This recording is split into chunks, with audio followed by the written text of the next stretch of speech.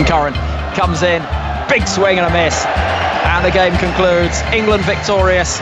Applause from around Headingley. It has been clinical from England today. They've won by 45 runs to level the series. No Owen Morgan today, as we mentioned, but celebrations for Butler and his team in red, because this has been a game won in the image and the DNA of England and white ball cricket in recent years. Good evening and welcome to Test Match Special. This is Eleanor Oldroyd. We're live from Old Trafford on a glorious, warm July evening for this third Vitality T20 International between England and Pakistan. It's England's final white ball game of the summer, and it's a decider after Pakistan won at Trent Bridge and then England won at Headingley. We've crossed the Pennines. There are blue skies over Manchester. There is a great crowd in here as well, and they are looking forward to a really thrilling evening of cricket. Alongside me in the commentary box, Atif Nawaz, who is going to be part of our commentary team. Atif, good evening to you. And I should say as well, Eid Mubarak, because it is Eid, and so that's going to create even more of a carnival atmosphere among the Pakistan fans here. Celebrating out there. Yeah, it will be a phenomenal carnival atmosphere. There's already so much noise here at Old Trafford. It is noisy. There's a festive atmosphere. It feels like some kind of festival here at Emirates Old Trafford. It's already looking very, very busy. I'm expecting a great atmosphere if nothing else, but we'll have a cracking game as well. As the perfect stage for deciding T20 International. Absolutely. Also with us is James Anderson. Hello. Good afternoon. Good evening. Yeah, good evening. Beautiful, it's always like this in Manchester, isn't it? It is, yeah. Sun's always out. There's always an electric atmosphere around this place. Yeah, do you know, there was something, I was a bit late getting here for a variety of reasons which I won't bore you with, but as I was fighting my way through the crowds, walking around the concourse here, I was thinking of all the weeks that we spent here last summer. It bubbled up, you know, you, Jimmy, when you were playing, Atif, you and I commentating as well, and isn't it incredible to have fans here, just to have that buzz, that atmosphere, that sense of a big occasion? Yeah, it's great. I think especially the players feel that for sure. Having spent that time on the field, playing in front of absolutely nobody, I think it really makes you appreciate it when you've got those fans there. And tonight, we've not even seen a ball bowled yet, and the atmosphere is already building. You can feel the excitement amongst both sets of fans. There's a lot on the line with it being a decider as well, so hopefully it'll be a great night. News of the toss is that Pakistan have won the toss. They will bat first. We'll hear from the captains in just a second. But Atif, what do you think Babar Azam will have taken from what happened in the two games in this series so far? Well, they've won the game they batted first in, so I think that's what he wants to do here. There was a lot of criticism for winning the toss and batting second in the previous game. And, you know, I think they took it on the chin. I mean, there was a lot of analysis behind it. There was some justification to it. Pakistan have a very good record chasing, but not so much in England. It may have been, you know, we're 1-0 up in the series. Let's experiment a little bit. Let's see what we can do from a position of weakness. But, again, England was so strong, particularly with their spin bowling in the middle of that innings, that really just kind of snuffed the life out of Pakistan's batting order. They'll want to put on a big total here. They know it's a very, very good pitch. The weather is beautiful, as we've already said. But they've also got to leave that lasting impression on the Pakistani media's mind as well. It's very, very cutthroat. Azam Khan not making the team today. He's only played 2 games and he's barely had a hit. So they've gone for a stronger bowling attack today, another bowling option in their team too. So I think for them, they're going into play against a strong West Indies team in just over a week's time. They want to take with them a win against, you know, one of the best teams in the world, England. That'll give them a lot of momentum. And England, in the meantime, Jimmy, want to establish themselves firmly in the minds of everybody. This is the final T20 that they will play before the World Cup later this year, or certainly until the teams are announced, or the squad is finalised for that T20 World Cup. So Owen Morgan is back, David Willey is back, replacing Matt Parkinson and Tom Curran, respectively. What do you make of that? Yeah, I think Owen Morgan said at the start of the series he wanted to have a look at a few players, maybe change the team just to try and get a sort of feel for who he's going to want in that squad in the winter for the World Cup. So not surprised he's made those changes again. Shame for Matt Parkinson. He's bowled so well, I think, through this white ball summer, and not to get a game at his home ground, I think, will be a big disappointment for him. But nevertheless, David Willey comes back, who's been putting a good show in this summer so far. And I think it's a good team. It's going to be a good pitch, as Atif said. And I'm just hopeful of a great game for what is going to be a huge crowd. Well, let's hear from the captains. Pakistan winning the toss and opting to bat first. We'll hear from both the captains, starting with Babar Azam. The two captains are out there with the match referee. Gentlemen, please flip that coin.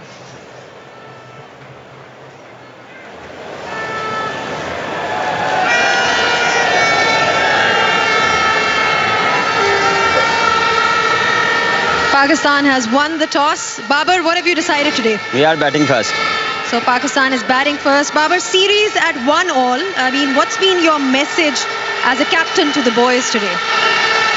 Messages are simple. Go and win the match. Right, that's perhaps what the Pakistan fans here want. But, I mean, we've seen a lot of partnerships between you and Rizwan at the top. Do you think that middle order perhaps needs to step up and get in amongst the runs as well? They did well. They did well in the first match, but unfortunately they did not well in second match. We are looking forward this match. What about the team? Any changes at all? We have two change. Usman Qadir in and Hassan is back. All right, thank you so much and good luck. Owen, a great win, that last one. Everybody chipping in, especially the spinners. Must be feeling confident as a side coming into this one. Yeah, fantastic performance at Headingley. I thought, given the performance previously at Nottingham, there were a number of corrections within our side and improvements. More of an all-round performance from our team, which is fantastic to see. When you go down 1-0 in a series, to equal it and make today a decider, a huge amount of character is needed when that happens. Now, we saw 11 overs of spin in that previous game. I mean, do you think this wicket is perhaps going to be conducive for the spinners as well? Here, I think at Old Trafford over a number of years, it has taken spin and some reverse swing. It's certainly a unique ground that we play in our own country. It is a great challenge for us always playing here. We absolutely love playing here, and tonight is no different. It's as close as we get to playing in a World Cup game, playing in a must-win, series on the line type match. What about your team? Any changes at all? Yeah, we've made a couple of changes. Curran and Parkinson miss out, and myself and Dave Willey come in. All right, thank you so much for your thoughts. Good luck with this one. And that is the news from the centre, that Pakistan have won the toss and they have decided to bat first. So the two teams, let's give you them in full. England have Jason Roy and Jos Buttler opening, followed by David Malan, Johnny Bairstow, Moeen Ali, Owen Morgan, the captain, returning. Then Liam Livingstone batting all the way down at number 7, Chris Jordan at 8, David Willey, and then Adil Rashid and Saqib Mahmood. And from the Pakistan point of view, Babar Azam, the captain, opens with Mohammad Rizwan, then Sohaib Maqsood, Mohammad Hafiz at 4, Fakhar Zaman goes in at 5, then Shadab Khan, Imad Wasim is at 7, Hassan Ali 8, Shaheen Shah Afridi at 9, Usman Qadir at 10, and Mohammad Hasnain at 11. Jimmy, quick look at the England team first of all. Liam Livingstone, we've mentioned batting all the way down at 7. I mean, that is proof of how strong England are all the way down when you think about the way he cleared the rugby stand at Headingley the other day. Yeah, definitely. I think it feels quite cramped at the top of that order. There's a lot of players to get in when you've got Roy, Buttler, Bairstow, Malan in that top 4. Then you've got Moeen Ali, Owen Morgan and Liam Livingstone to then follow that. And it'd be interesting to see what order they come in. I wouldn't be surprised if Liam Livingstone actually comes up a bit higher. He might come in at number 5, depending on the start that England get. But it just shows how strong they are and how deep they can bat when you've got options like that. And I think another thing we might see tonight with regard to Liam Livingstone is his leg spin. Owen Morgan touched on there at the toss that this pitch does usually take spin. And with Parkinson missing out, that then gives another opportunity potentially to see more from Moeen Ali with the ball and Liam Livingstone's leg spin, which I think for me is another reason why he will make that World Cup squad. And it has been very exciting, Atif, hasn't it? Seeing the leg spinners, the two leg spinners working, very different bowlers, aren't they? Adil Rashid and Matt Parkinson bowling so well together at Headingley. And then Pakistan going for the leggy for this game as well. Yeah, Usman Qadir coming in for Pakistan. I mean, I think they were paying close attention to what Parkinson and Adil Rashid were doing in tandem. That different style of leg spinners, as Jimmy was saying earlier as well. More through one a slower leg spinner, more through the air, and one a little bit quicker. And that's kind of reflected in Pakistan. Shadab, who bowls it a little bit fuller, maybe slightly defensive leg spin bowling, but you've got Usman Qadir, who's a traditional, who lives up to his father's name, a very attacking leg spin bowler who turns the ball sharply, gives the ball plenty of air and drift. So they've gone for that, but it is a bit of a gamble for Pakistan because they've brought in 2 bowlers and they've let go of Azam Khan, who was playing as a specialist batter. So slightly longer tail for Pakistan. They're really banking on that top order to get them runs here today. Isn't it great to see the temporary stand over to the left full of people, the party stand as it's called, and also just the crowds coming in now, all just pouring down the Talbot Road to get here as well to this ground on a night when the skies are blue, the floodlights are on, the flags are fluttering, so just a little bit of a breeze after a baking hot day up here in the northwest. If only cricket was always like this, if only T20 cricket was always like this on a gorgeous evening. It is, isn't it? I think days like this make you believe that it is. It's always like that. I think. But this has been a treat. I think this T20 series, because the series against Sri Lanka was disappointing, but just the last few games we've had have just been joyful, I think. Yeah, they really have, and I think from an England point of view, leading into that World Cup, it's what they needed as well. That Sri Lanka series didn't really do them any favours. I think it was quite an easy series for them. They didn't get out of second gear. I think what this Pakistan 3 matches against Pakistan is going to do for them is it's a test. It's a huge test. 2 really strong T20 sides. Pakistan up there with the number 4 in the rankings, but for me, they've got the talent to certainly go all the way in the World Cup. And it's been a good test for England. It really, you need that sort of test of not just your skills but the character as well. When you first game they've lost, let's see how they bounce back from the loss at Headingley last game, because it's important that they get some momentum going into that into the World Cup. Yeah, absolutely. I mean, they bring some star value as well, the Pakistani team. They've got these superstar players. I mean, Jimmy Anderson, you called Babar Azam the best T20 batter in the world in the last match, and that was quoted by basically every media outlet in Pakistan because, obviously, there's high praise coming from someone of yourself, but also it's just this recognition that I feel like Pakistani cricket sometimes feels like it doesn't get. This is a guy who's put in some strong performances over and over again, and finally getting some recognition. Yeah, listen to the atmosphere as the flares go off and the horns blow, and it's a sunny evening in Manchester, and you're listening to Test Match Special, full commentary of this final T20 international between England and Pakistan. And alongside James Anderson will shortly be Charles Dagnall when he gets himself plugged in.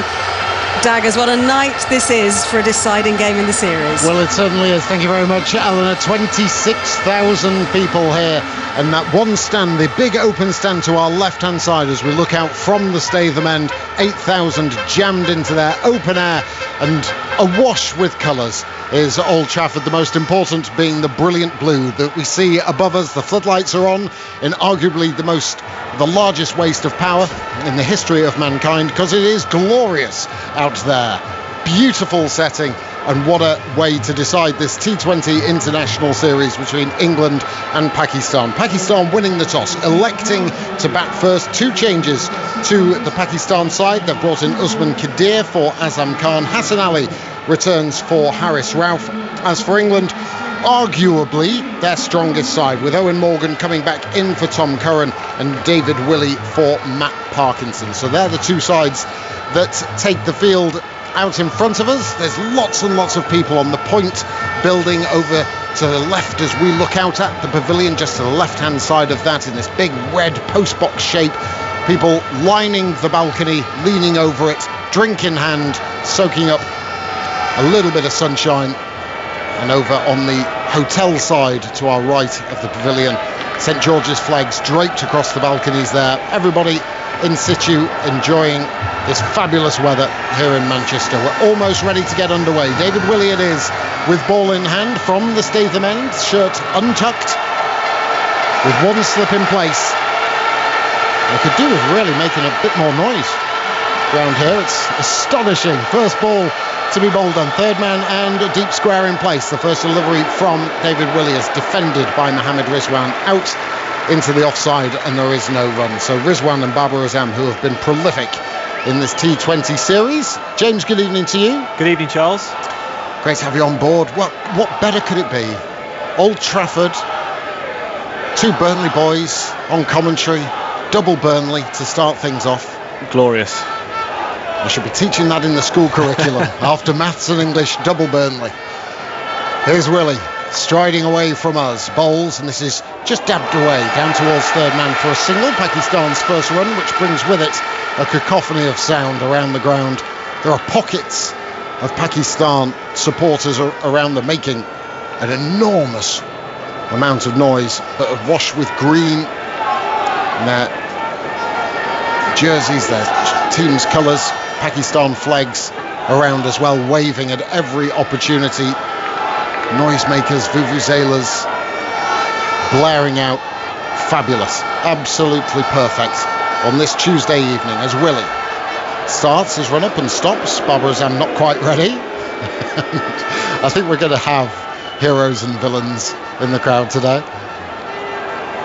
Lots of pantomime out there. Umpire Milnes it is at this end, all in black. As Willie sets off once more over the wicket he bowls, and there's a good length just defended out into the offside by Babar Azam. There is no run, and this fresh pitch looks an absolute belter from distance, straw coloured, and you would expect after what we've had at Trent Bridge and Headingley more of the same. I think so, yeah. Usually the T20 pitches here are fantastic. They do take some spin. They can spin later in the game, and especially with the heat we've had over recent days, I imagine it will be actually quite dry. Willie past a huge orange marker at the end of his run, gets flicked away by Babar Azam. Short fine leg, a shy at the stumps by Adil Rashid, but Babar was home. But a yard either side might have whistled away to the boundary. Also, that I mentioned, short straight both sides, but quite a lot of room square of the wicket. Yeah, it's not the shortest straight. Headingley was much shorter straight down the ground. It is quite a big field, but yeah, generally the pockets are the deep mid wickets and the third man's where you can get your ones and twos. You can start to see parts of the outfield actually being scorched into a brown colour as Willie bowls back of a length and defended. Awkward bobbling ball for Jason Roy is unfortunate because there's a really dirty wicket end that is in front of him. Lots of debris and crevices for the ball to skip off and make it awkward for the backward point fielder, and that's caused him a problem. A single is collected, 2 without loss. 5 pitches over. Pitches here, the square looks quite barren. Lots of cricket having been played here as Willie moves away from us, and this has been taken on a glove. Is it going to be caught? Butler takes the catch. Is it the end of Mohammad Rizwan? Has he got a bit of glove, a bit of thigh pad? Rizwan's not for going as yet. England come together, they're not quite sure, and I just wonder if that's a bit of thigh pad, and it's signalled a leg by in the end, so no bat or glove in the opinion of umpire Milnes, and it's the end of a good first over from England. 3 coming from it. Pakistan 3 without loss. Yeah, good decision there, both from the umpire and Owen Morgan not to review that. It's come off just thigh pad. Good catch by Jos Buttler, made up some good ground. Diving catch, but not to be. And just talking about the square, we've come from 2 grounds where the square pretty much goes from edge of the field to edge of the field, and here at Old Trafford it's probably one of the smallest in the country. That's why you're seeing a lot of barren wickets, because they're used so much. We have used them, you know, I've been bowling on them in recent days, even yesterday came in for a bowl, so that's why you've got there's only I think 16 pitches on the square, so they do use them quite a bit. Saqib Mahmood then from your end, the James Anderson end, comes towards us with a slip in place to bowl the second over. Half an appeal for LBW as Mohammad Rizwan advanced down the pitch, and there is no run. Just on that then, you generally don't see a huge amount of reverse swing in T20 cricket. There's not time for it to develop, but with the rough surface of the square, is that an outside possibility? Yeah, I'd say an outside possibility. It's difficult you've only got 20 overs to try and manufacture some reverse swing, and the barer wickets are sort of a bit too far away from this wicket they're playing on. Sakib bowls, and this is defended by Rizwan out into the offside. Morgan hairs in from extra cover to do the fielding, and then a bullet-like throw back to Josh Butler. Have you been impressed with Sakib? Yes.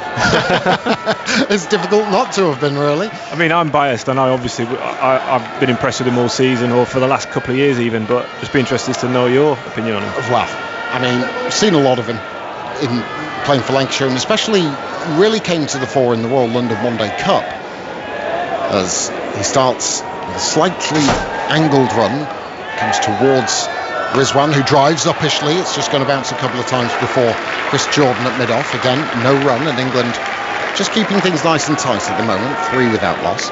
But no, it's his, I think, the responsibility that was given to him in those one-day internationals, the fact that he was, in inverted commas, the senior bowler. Yeah. And I think that helped him. Someone Ben Stokes could lean on or look to when the situation required. Slip is coming out, by the way. Dawid Malan going to a mid-wicket. But just his discipline and the pace that he bowled, his really good lines and areas, a little bit of movement, just enough to cause 1 or 2 problems. And I'm going to throw it back on you in a minute as Sakib, with a deep square and the third man in place, comes towards us, and big swing and a miss attempted by Mohammad Rizwan, gets in a bit of a tangle trying to launch it to the leg side, doesn't connect, and Sakib picks it up in his follow through. And I just wonder if he's done enough, even in white ball cricket, if he's done enough to show the selectors that he should be on the plane for Australia. Yeah, I think certainly I wouldn't be surprised if he's around for the India series at some stage at the end of this summer, because he has performed brilliantly for Lancashire and red ball cricket as well. And I think what this season has done more than anything, he's backed up game after game. He's played a huge amount of cricket. Slight change in the field, sorry Jim, but the fine leg has gone back now, and there is a deep square. So there's 5 in the offside ring, 2 on the leg side. That's a mid-on and a mid-wicket. Just the 2 deep fielders on the boundary behind square for Sakib, who comes towards us. Short delivery, pulled away, bisects the pair perfectly for 4. First boundary for Pakistan. Little bit telegraphed perhaps by Sakib, but Rizwan good enough to wallop it away. Yeah, just as we're bigging him up, he telegraphs a short ball by putting deep square leg and fine leg back. And Rizwan is onto that in a flash. It's not actually that short, it's probably just under the rib cage of Rizwan. And he just easily sort of rolls his wrists and swivels on it, finds the gap between that deep square leg and fine leg. 7 without loss. So sorry, your point was just going to conclude. I think he's done it. He's put a run of games together in the past years. He's always had niggles that would pop up and not get that run of games and get that confidence. But I think this year he's managed to get that run of games put together, and his confidence has just grown and grown the whole season. He looks it in his rhythm and his run up as he comes towards, and this is flicked away, and it's going to go fine for 4 more. Just a little bit errant in his line, angling down the leg side, and Rizwan shuffled across his stumps and flicked it with a straight bat, and it's gone past Josh Butler down to the boundary for 4. And so an expensive end to the over. 2 overs gone, and Pakistan 11 without loss. And that there ends the praise of Sakib Mahmood with those 2 boundaries. There you go. No more positive comments about him. He's been rubbish. Two poor balls to finish the over. But the first 4 were absolutely on the money, putting pressure on. Mohammad Rizwan is 9 not out. Babar Azam 1 from 3. Great to have your company this evening on 5 Live Sports Extra. We'll be also going to 5 Live. We're on the big station tonight at 7 o'clock, all the way through as well. Willie starts the 3rd over. Past on Milnes he goes, and the leading edge has just ballooned up short of cover point. Goodness me, Babar Azam's fortunate there. He was squared up by Willie, it held its line, and a leading edge just went between backward point and extra cover, and Milan caught it on the 1 hop at cover point. David Willett, who's been impressive in white ball cricket for England this summer, as he was last. Huge disappointment missing out on the World Cup squad after being involved with England since their renaissance, since the 2015 World Cup. A point to prove as he runs away, and this is slashed away down towards third man. It shouldn't be four. It's just going to come into the hands of Saqib Mahmood. A well run from Babar Azam. They'll pick up 2, and Pakistan to 13 without loss. Great to hear wherever you're listening to. It's a lovely Tuesday evening. Wherever you're listening to us from around the country, let us know. At BBC TMS on Twitter. If you're in the garden, it's a nice night for a garden listen, isn't it? Definitely. On the deck chair. Sun lounger. You got sun lounger? At home? Yeah. Perfect.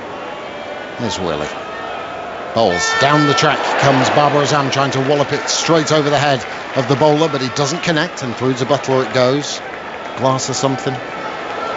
Something fizzy. Something fizzy? Would you go for fizzy? I would. A bit of ice. Ah, yes.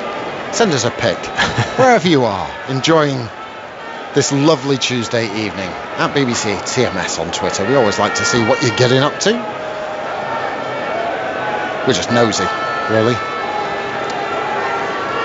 Willie, 15 on his back in bright white numbering, gets one short of a length, and off the thigh pad I fancy of Babar Azam. Maybe just... Nope.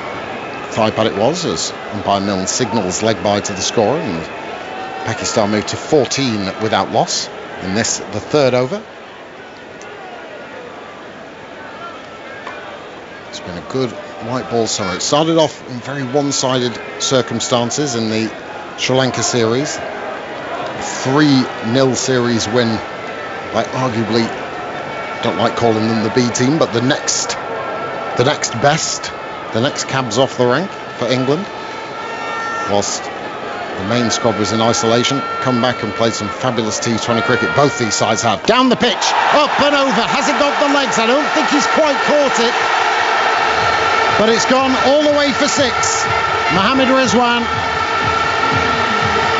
he committed to the shot, launched it over long on, and the first 6 of the evening to Pakistan and to Mohammad Rizwan, 20 without loss. You just saw Babar Azam try the exact same shot and play and miss at it. It looked like he was swinging too hard, so Rizwan has showed him exactly how to play that shot. Dances down, doesn't overswing, just times it really nicely, and he sort of anticipates the length from David Willey. David Willey trying to get it full, swinging back into the right-hander. But Rizwan's smart to it and plays a really, really good shot.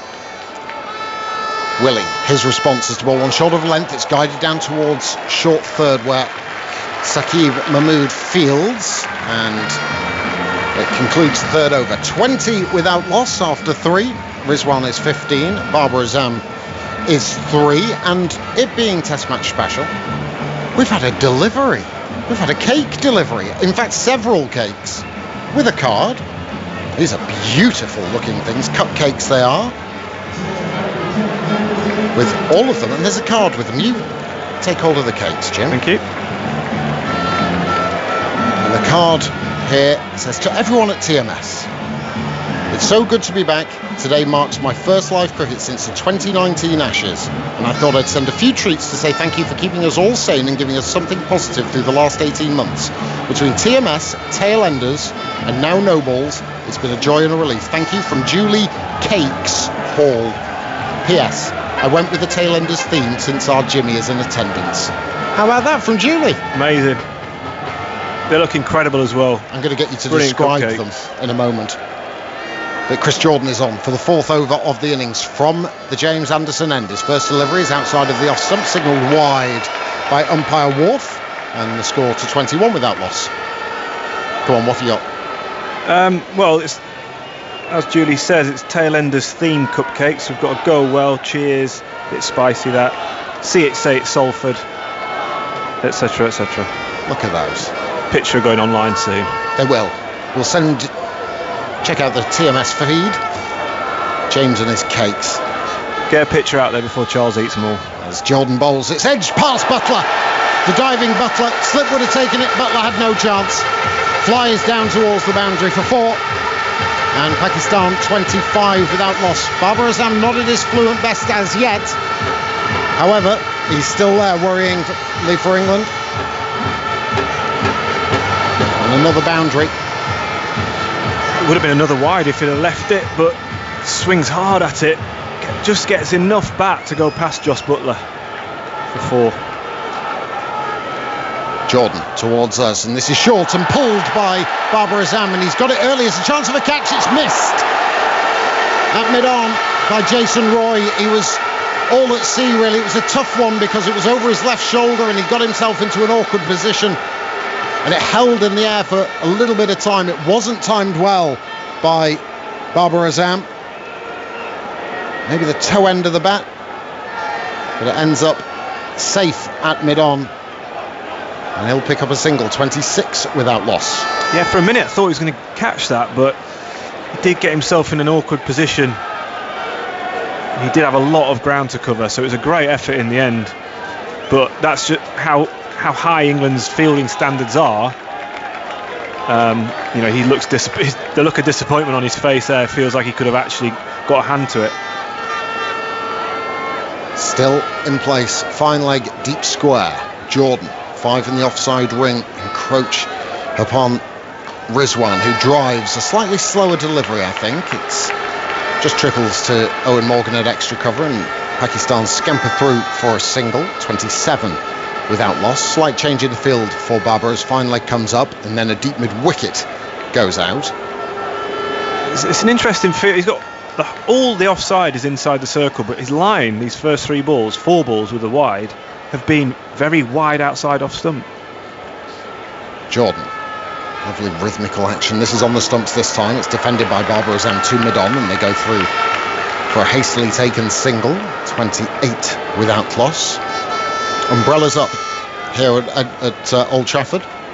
In front of us are cameramen, but they are shielding themselves from the sun. Must be warm work. On the balcony, in direct glare of the sun beating down here at Old Trafford. How lovely it is to say that. Jordan again, past umpire Wharf, full delivery and slightly mishandled at mid-on. No damage done as the ball goes out to mid-off.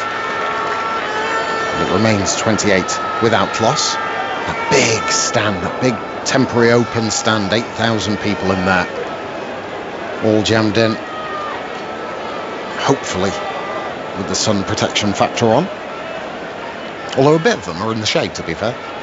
Sun setting over to our left hand side as Jordan approaches once more. Another slower delivery, gets swatted away by Rizwan. Only be a single though, out towards deep backward square. Johnny Bairstow, the man patrolling that boundary, and it's the end of the 4th over. 29 without loss here on Test Match Special. 5 Live Sports Extra. Don't forget you can watch in-play highlights via the BBC Sport website and app, and you can also catch the T20 cricket highlights tonight on BBC 2 at 11:15 with James Anderson and Ebony Rainford Brent. Just want to stay up for at 11:15. See your lovely face on there. Definitely, yeah. Considered thoughts. It's late night viewing, it's after the watershed. That's when you've got to put James Anderson on your screen. 4 overs gone, 29 without loss. Plenty of you have got in touch. Gary Walters is enjoying TMS, sunshine and a cold one. He's not told us where he is. That cold one he's enjoying in his back garden. 3/4 of it already drunk. Nice bit of lager. Torquil Deacon has got some Bollinger. Oh, lovely. Lovely. Torquil, good man. Now Saqib Mahmood, keep him coming in. At BBC TMS on Twitter. Saqib Mahmood is back into the attack from the stay the men this time. Our end, and he strides away from us, close to the stumps, and that gets hit away. Long into the distance over deep backward square. Is beautifully picked up by Mohammad Rizwan, and he has looked the most fluid out of the 2 batsmen at the crease. It was on a good length, but arguably a premeditated shot, but how well it has worked out for Rizwan and Pakistan to 35 without loss. Yeah, we saw this at Trent Bridge with these two. They took their time. They took 2 or 3 overs to get in and get used to the pace of the wicket. and then they started trying to accelerate through the back end of the power play and out of it. And we're seeing that now particularly from Rizwan. I just wonder if this is a bit too predictable from Saki Mou. With it, he's got the same field. He's got all the offside field, 5 fielders in the circle. He's got deep fine leg and deep square leg. And I just wonder whether, as a batter, you're going to know exactly where that. It's going to be straight. You're looking to bowl straight, or it's going to be short. I just wonder if it's a bit predictable at the minute. Saqib, what's his response then? It's a full delivery and tentatively forward pushes Rizwan. They take a quick single to David Willey, but Rizwan always wanted one. Good running from a wicketkeeper batsman, and Pakistan moved to 36 without loss. The shadow of the point is now starting to stretch out over the outfield here as one of the floodlight stanchions almost going from one side of the ground to the other as the shadows lengthen here. Julie's got in touch about the cakes, by the way. Thank you, Julie. As Saqib away from us, this back of a length turned wristily by Babar Azam out through the onside. They think about 2, but not whilst Willie is patrolling deep mid-wicket. They'll settle for 1 and 37 without loss. Apparently, the cupcakes are vanilla with a mango coulis. Wow.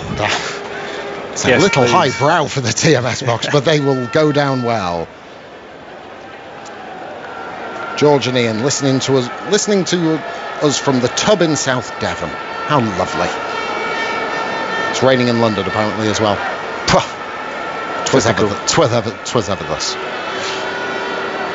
Saqib, blue sleeve over his right arm, comes in bowls, and once again that sort of swatting type of shot, as though he's getting rid of an annoying insect from Rizwan.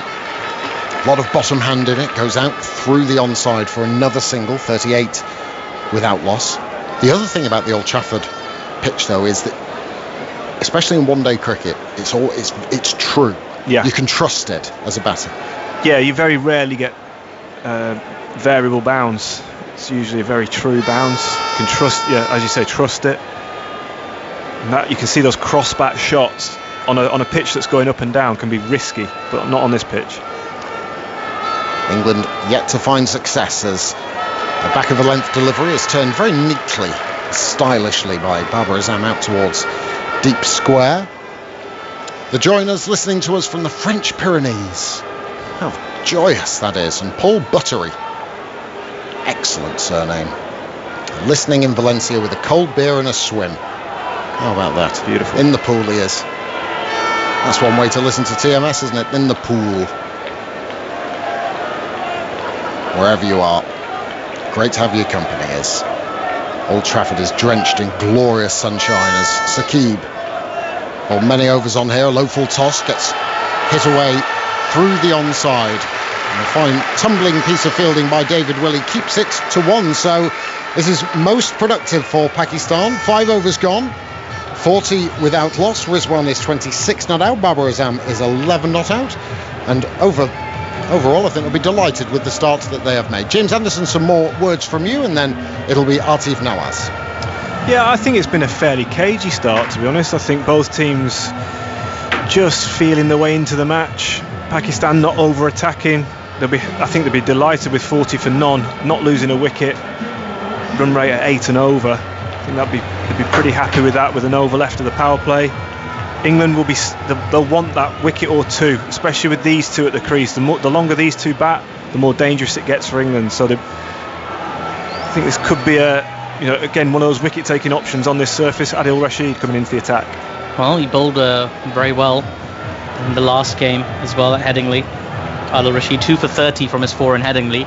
He's going to come in from the James Anderson end here at Old Trafford. And yeah, Pakistan will be very pleased. It's rather unusual to see Mohammad Rizwan driving the run getting and Babar Azam almost trying to get him on strike. Yeah, it does feel like that. It feels like Babar's he's tried a few big shots, but he's not really timed it that well, so he looks like he's happy just to give Rizwan the strike and let him be the attacking force in this partnership. Now then, Adil Rashid at the top of his run, just spinning the ball in his hand as he comes in now to Rizwan, thick under edge, goes to the fine leg inside the circle. They take a single. Rizwan hasn't been completely convincing so far. He's got this sort of premeditated idea of, like, I'm going to come out and attack because we need a lot of runs on this pitch. Sometimes it becomes a self-fulfilling prophecy when you play like that. Things just make sense. You get away, those little edges go your way, everything just works out. Yeah, I think he's very annoying to bowl at, I'll tell you that much. He just always manages to find a way of getting it into a gap, getting one little inside edge or an outside edge. Barber on strike now. In comes Rashid. This one's down the leg side. Big swing from Barber. He misses out, but it will still be given a wide by the umpire. Just losing his line that time, Adil Rashid. Yeah, but with Rizwan as well, when he gets in, he's got an array of shots that can be really devastating to any bowling attack. Here's Rashid. Down the track, and he's been stumped. Babar Azam, looking to break the shackles, was completely outdone by an Adil Rashid Googly. He was looking to put that down the ground, misses it. And behind the stumps, there are no mistakes. Stumping, England take their first wicket, 42 for 1 after 5.2 overs. Yes, the Googly from Adil Rashid. I don't think Babar Azam has picked that. He's tried to go straight down the ground. He's tried to increase the run rate. He's struggled this innings, only 11 off 13 balls faced, so he'll be disappointed with that. But brilliant bowling from Adil Rashid, and also brilliant captaincy from Owen Morgan, giving the last over of the power play to Adil Rashid, and getting that wicket will make England feel so much better already about this power play. I don't even think Joss Butler really picked it. He kind of just waited for the ball to get to him, and he happened to be in the right position, and he played it off quite nonchalantly in his celebration. But England have a big breakthrough. They know what it means to get Babar Azam early. He got a lot of runs, of course, in that match at Trent Bridge. 85, he got a 49 balls. We'll be pleased to see the back of him. Now then, Sohaib Maqsood, the new batter for Pakistan, averaging just under 15. Not very impressive, that average, but we know he can do wonderful things on a cricket field. Part of that Multan Sultan's PSL winning side. Big innings in the final as well to get Multan over the line. 6 years out of international cricket. Big game for him here against England at Old Trafford. Decider. Batting against Adil Rashid, who's already made a difference. Adil Rashid and Owen Morgan just seem to have this sort of telepathic communication sometimes. Yeah, and I think even Joss Butler, the way he's kept this series to Adil Rashid, he's been absolutely faultless, and that's a really tricky stump in that. It's the googly, it's gone in between bat and pad, it's just missed leg stump. So to take that as cleanly as he did, make the stumping look as easy as he did, I think is brilliant bit of keeping. He's got a slip as well now, as Adil Rashid, as he comes in to Sohaib Maqsood. Back of a link this time. Maqsood just pushes to extra cover. No run. Dot ball. Pakistan 42 for 1 after 5.3 overs. Adil Rashid immediately making an impact here. 3 balls in. He's only gone for 2, and he's already got that valuable wicket of Babar Azam, Pakistan's captain. In comes Rashid again. Bit fuller this time, bit flatter, and just driven back to him by Maqsood. Another dot ball. This is such a useful sequence for England. Last over of the power play, Jimmy. Yeah, great. And but I think one thing they'll be wary of is that it's already showing signs of spin, this wicket. So that's something when they come to bat, it might make the chase a little bit trickier. And Pakistan with 4 frontline spinners in this side today. In comes Rashid once again. Lots of fly given this time. Driven aggressively by Maqsood. He beats the fielder in the circle. He races away all the way along the ground. Maqsood is off the mark with that 4. Pakistan 46 for 1. 1 ball to come in the 6th over. Yeah, lovely shot to get off the mark. It's a little bit full from Adil Rashid. He tossed it up just outside off stump. And a classical cover drive from Maqsood. Just beats the diving David Willey at mid-off. Gets off the mark with a boundary. There was no second guessing himself in that shot, was there? Huge backlift. He was always going to aim to hit that very, very hard. Now then, how does Rashid come back? Still a very tidy over. 1 for 6 from his 5 deliveries so far. Still got the slip in place. And he comes now. Short this time and pulled into the leg side. It's gone high. It's gone long. It's gone into the boundary. 4 more runs for Maqsood. Just spoiling Adil Rashid's over there. Pakistan's 50 comes up. 50 for 1 after 6 overs. And this crowd of 21,000 here at Old Trafford making as much noise as they have all night. Yeah, great noise from the crowd, and those 2 boundaries have just livened them up. And Adil Rashid following up that tossed up delivery outside the off stump with an overcorrection, dragged it down into the surface, allowing Maksud to get back and play the pull shot.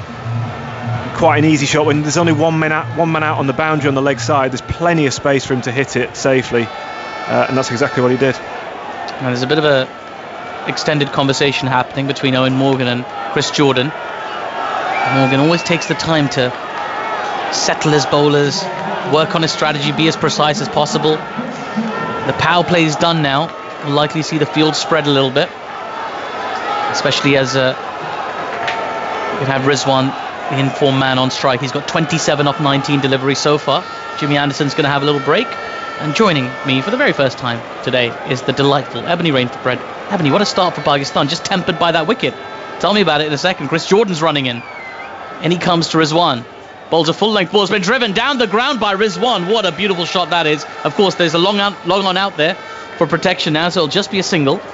Jason Roy into the action. 51 for 1. Yeah, Mohammad Rizwan is the one, isn't he? I mean, he's so dynamic. I think what I liked about seeing him, he did it in the ODI that got things moving, and then we've seen it in parts in the T20s. He's busy. He doesn't hang about. He doesn't overthink it. He just gets moving around the crease and tries to create angles. So I feel that Pakistan, if they're going to set that big score, if it's not Babar, we were talking off air, he's considered and seen as the big gun, one of the big guns in this side. So it's his time to shine. It's Maksud on strike now. In comes Jordan, a bit shorter. Maksud just pushes this behind point. He'll take the single. Saqib Mahmood with a throw. Score moves on to 52 for 1. Absolutely, Ebs. I think Mohammad Rizwan in the past 12 months has been probably even more prolific than Babar Azam has. And when you think about the man he replaced, Sarfraz Ahmed, the captain of Pakistan for such a long time, took them to that Champions Trophy here in England in 2017. He had to put in some titanic performances to displace him. There's no conversation about it either. He is the go-to wicketkeeper. Jordan in now, full, driven again down the ground by Rizwan to long on for a single. Score moves on to 53 for 1. Yeah, and I like just him as an overall player. Like, he's busy behind the stumps. You hear him behind the stumps.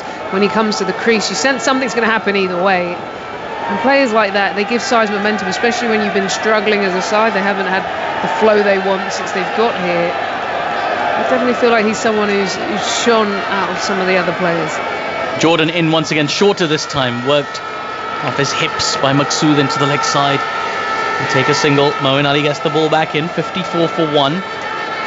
It's a good chance for Maksud again. He came in under pressure in the last game. He got 15, batted his average. We've talked about him being a much better player than his average, and he's shown glimpses of the destructive batter he can be, but he's never quite had that statement innings on the big stage.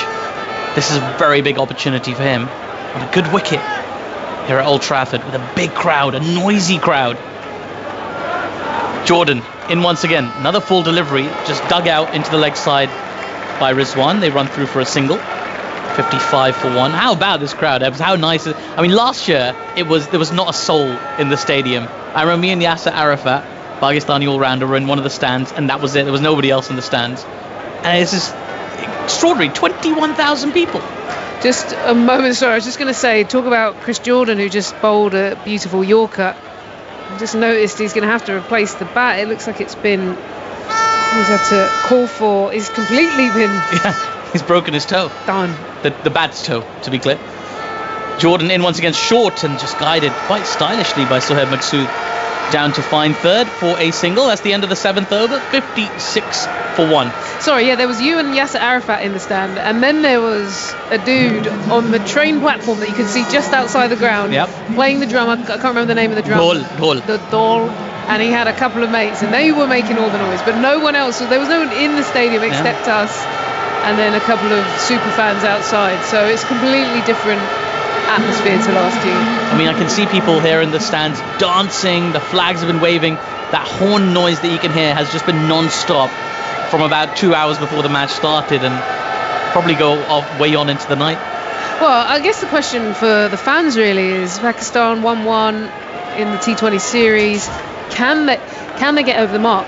Sometimes it feels like it's down to Babar Azam when they're not in flow. You think it's down to him, but actually you look down the side, there's a lot of batting to come.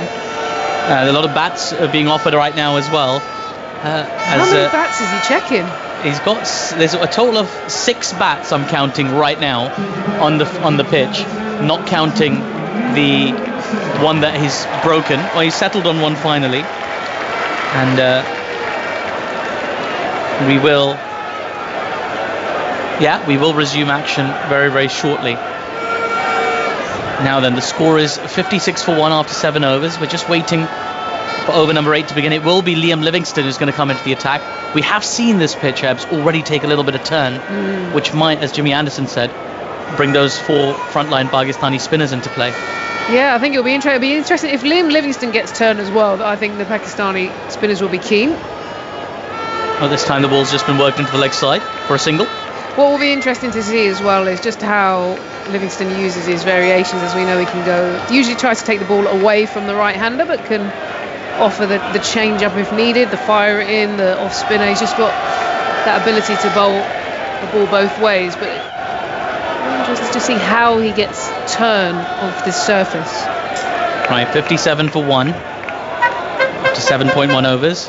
In comes Livingston. This is short and it's been hammered into the mid-wicket area for a single by Rizwan. It did grip though, didn't it? It was short, so he had time to adjust, but notice that definitely had a decent amount of turn off the surface. Just setting the surface there. A bit more flight given this time. Big swing attempted by Maqsood. This has turned so sharply. It's beaten Josh Butler behind the stumps. It's gone fine, and it's going to be 4 byes. Well, there's a lot of turn in this wicket, we can tell you. And I imagine the spinners are going to cause a lot of trouble here. There was a big swing. That was a big swing. He thought it was sort of in that arc of when the ball goes up in the air and you can just clear, but it actually turned, took the outside edge. Bit shorter this time, cut behind square, Moeen Ali behind it. Excellent piece of fielding, no run taken, 62 for 1.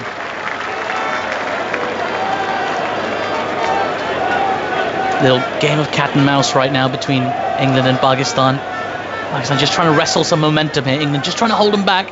Full of ball, big swing this time from Maqsood into the leg side. There is protection in the deep. It's Johnny Bairstow, a deep backward square leg. And another single to the batters. Maqsood on to 13 off 11 now. Maqsood sets himself up like a sort of a stand and deliver type batter, clearly quite strong.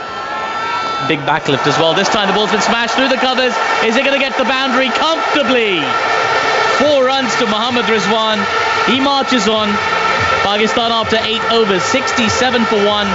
And the noise here at Old Trafford is deafening. Well, the run rate is starting to pick up. That was a lovely shot there from Rizwan, who just shuffled down the wicket to create a bit of space and then a bit of a flourish. Well, welcome to 5 Live listeners. You're joining us for the 3rd international T20 between England and Pakistan here at Old Trafford. It is a beautiful day, 30 degrees of heat at about 7 o'clock. It's not bad, is it? It's been interesting play so far. Babar Azam, the Pakistani captain, winning the toss as he did in the second game, but this time opting to bat first. And Pakistan have started brightly. That's despite losing their captain. Babar Azam dismissed by Adil Rashid, who's continuing now. Pakistan after 8 overs are 67 for 1. My name is Atif Nawaz. Alongside me, Ebony Rainford Brent. Hello, sorry Atif, I was jumping in. I got excited because I was seeing them. Owen Morgan, who's back in the attack today, is being aggressive with the field set. He's put a slip in place for Maqsood, who knows there's going to be turn. He's going to be trying to play some shots. In comes Rashid now. Lots of flight given. Big swing from Maqsood. This has gone down the ground and straight into the waiting hands of Jason Roy at long on. Well, Maqsood has fallen into the trap. The second wicket for Pakistan falls. Owen Morgan winning the tactical battle. Pakistan 67 for 2. That's a bit frustrating to watch there because I'm all happy him going for the big shot, but there was no sense of trying to get your angle right. So when you look at someone like a Josh Butler, for example, he might go for the big shot, but he makes sure he gets the angle right. So even if they have to chase after it, that just went straight to the fielder. Jason Roy didn't really have to move, just a little shuffle and it was in his hands. So I think in this format of the game, if you're going to be that big destructive hitter, you also have to be clinical and clear on where you're trying to place it at the same time. And that just looked a bit, I'm going to go and not overthink about where I'm trying to place it. That's disappointing from Maqsood yet again. He's having difficult time here readjusting to international cricket. As he came in the side, I actually wrote a piece for the BBC Sport website where I talked about his maturity as an international cricketer developing, but he hasn't really shown signs of that in this series, always getting a little start and then being a little bit one-dimensional. By the way, his departure brings Pakistan's most experienced player, 41-year-old Mohammad Hafiz, to the crease. He's also had a great run of form over the last couple of years for Pakistan, and a lot of hopes of Pakistan getting to a competitive total will lie with him. That aggressive field you talked about, Ebony, just paying off a little bit. Yeah, it's good to see in this format of the game, at this stage of a game, to have a slip in play. It means you trust your bowler, you know the surface is turning, you don't mind being aggressive. So Owen Morgan continuing his traditional captain style. There's all the experience of Mohammad Hafiz there, taking his time, taking his guard, marking it out, organising himself, making the bowler wait. Adil Rashid's been ready for the last 3 minutes to bowl this ball. Mohammad Hafiz making him wait. Now Rizwan at the other end is just tying his shoelaces. It's a farce. Anyway, finally, in comes Adil Rashid. Lots of flight given and driven into the mid-wicket area by Hafiz. He's off the mark straight away. Pakistan 68 for 2 after 8.2 overs. Adil Rashid, those 2 boundaries he conceded over the last 2 balls of his first over, he came back very strongly from that. Adil Rashid's the kind of bowler who can always get himself a wicket no matter what scenario he's in, making him, for my money, one of the best leg spinners in the world, especially in this format. Jordan is in at slip. In comes Rashid, back of a length, a little bit quicker, pushed into the leg side by Rizwan for a single. 69 for 2 after 8.3. It looks like Rizwan is a little happier to rotate the strike, take those ones and consolidate a little bit, whereas the other batters have all looked to hit the ball from word go. Yeah, and interesting. I think Rizwan in the power play tried to be more aggressive, more dominant, and then I think he's just sensed there's a change in the tone, and if he's there in the last 6 overs. As Rashid comes in short this time and hammered into the leg side high, but there's a fielder under it, and Mohammad Hafiz has been caught in the deep.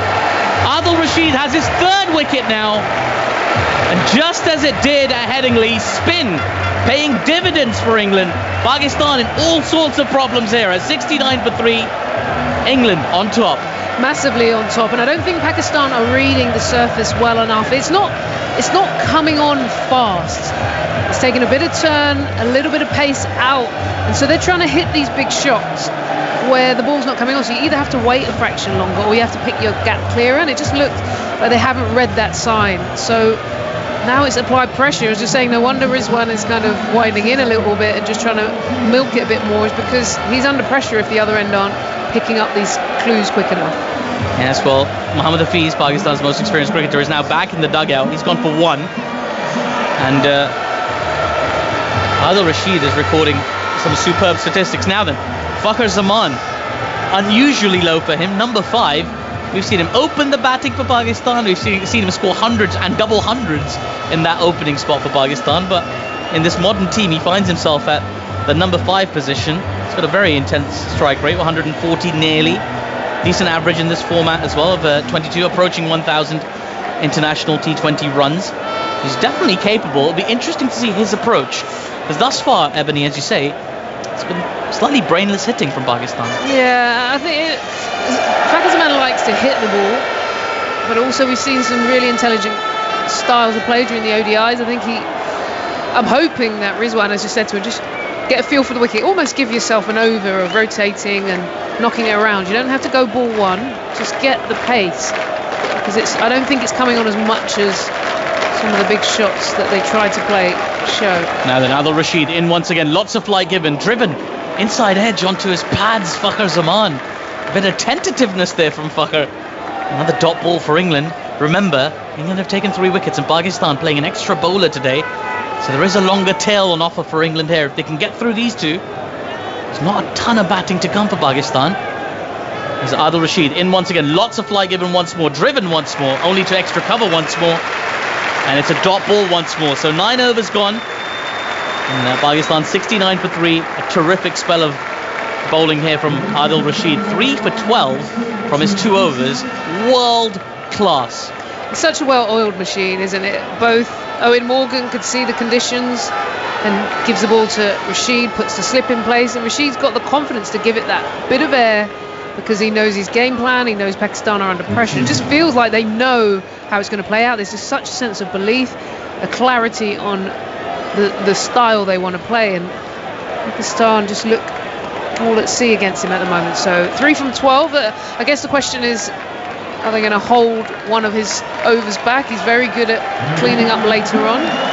Well, they do have options, England, with this ball, and one of them is coming in now. Moeen Ali getting cheered. And oh, there's a proposal in the crowd. I think she said yes. Well, that's the biggest cheer of the day, and that is a lucky couple. A young man in a 1992 England shirt proposing to his girlfriend, now fiancée. The action continues. Moeen Ali in, attempted sweep shot. Rizwan misses, he's gone to the ground. He's on one knee as well. Everybody's on one knee here at Old Trafford. Well, the funniest thing is his mate, who's on the other side of his new-to-be missus, was just screaming in his ear, like, come on. And I was thinking, you're taking the romance out of the moment. But what a beautiful thing, hey? Lots of celebrations. People in the crowd congratulating as well. Moeen Ali in once again, bit shorter, worked into the leg side for a single. Well, if you're going to propose, in fact, the batters are going to come back for two and make it. There's a shy. In fact, they're going to have a look at this. He got the dive in, he looked comfortable, but they're going to have a little look at it just to be safe. Going back to that proposal, I mean, doing it in front of 21,000 people, you know, it's risky. And on our television graphic thing that we've got here, the graphic of decision pending came up, which was a bit cruel, I thought. Yeah, Fakhar Zaman comfortably home. We found out of that review. Yeah, we just wanted to check if his bat was grounded or not, but it was. Yeah, look comfortably home. It's a bold move. Would you actually say no? You could say yes now and then get home later and be like, sorry, I just didn't want to embarrass ourselves on TV. But it's not happening. Well, anybody planning on proposing to Ebbs, don't do it at a cricket stadium. Yeah, some warning, please. Otherwise, no guarantees. In comes Moeen Ali once again. Lots of flight. This time turned into the leg side by Rizwan. He'll take a single. Score moves on to 72 for 3 after 9.3 overs. What a lovely moment it is, though. I mean, they'll remember that. For a lot of people, this will be just another T20 game. Oh, it was a decider, it was a big game. But, you know, T20s kind of fade away into obscurity. But for that couple, they're going to remember this game forever. Well, hopefully. Let's hope hopefully. for a long stretch. Yes, of course, yeah. Statistics are not looking great. No. I don't add to that statistic very well myself. 72 for 3 after 9.3 overs. And spin doing the trick here for England, as it did in Headingley. Important time for Moeen Ali as well. Back up the player of the match performance. He doesn't get a huge amount of overs. And he comes now to Fakhar Zaman. Good line, tight. Fakhar can just push the ball back to him. There is no run. England continuing this squeeze. He doesn't get the same preference that Adil Rashid does, Moeen Ali, as he comes in again. This time again quite full. Played off the face of the bat defensively to extra cover by Fakhar. This is unusual. Fakhar Zaman's gone 4 balls in now and he hasn't got off the mark yet. I think he's feeling the pressure, and Moeen Ali is just kind of going at him, forcing him to play, angling it into the stumps, into the body. And rushing in with every delivery. He's only just paused here to take his fielder from mid-wicket and put him to the short fine leg position inside the circle. Now then, in comes Moeen Ali. On a length ball, this time just pushed into that exact mid-wicket area. Moeen fields himself, but Fakhar is off the mark. 1 from 5 for him. Well, after 10 overs, you've got to say, advantage England. The spinners doing the trick. 73 for 3 so far.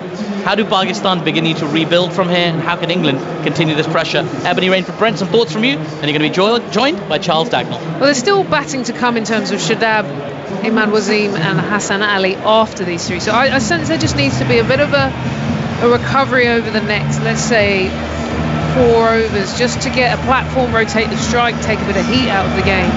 And then they've got power hitting that could come in at the back end of the game, Dagger. So yes, they are behind, but I think still a good score is possible if they rebuild. Well, here's Rashid to continue. His first delivery is swept away hard, and it almost has cleaned up Alex Worth, the square leg umpire, who's flat on his back. He now gets up on his haunches and then stretches his arms out as if to sort of say, give me some warning, would you? It's got all the way to the boundary for 4.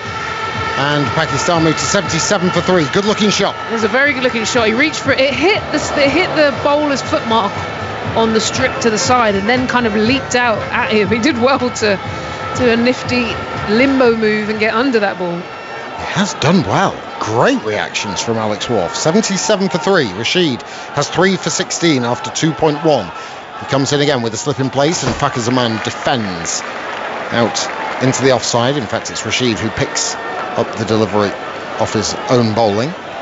Well, how lovely. Nothing like an intimate atmosphere to propose. Phil and Jill, apparently. Oh, is that the name? Phil and Jill. Oh. Betrothed couple. As big swing away. Oh, that's an enormous shot from Fakhar Zaman into the onside and into the big open stand over to our left. The sun blinding us a little bit.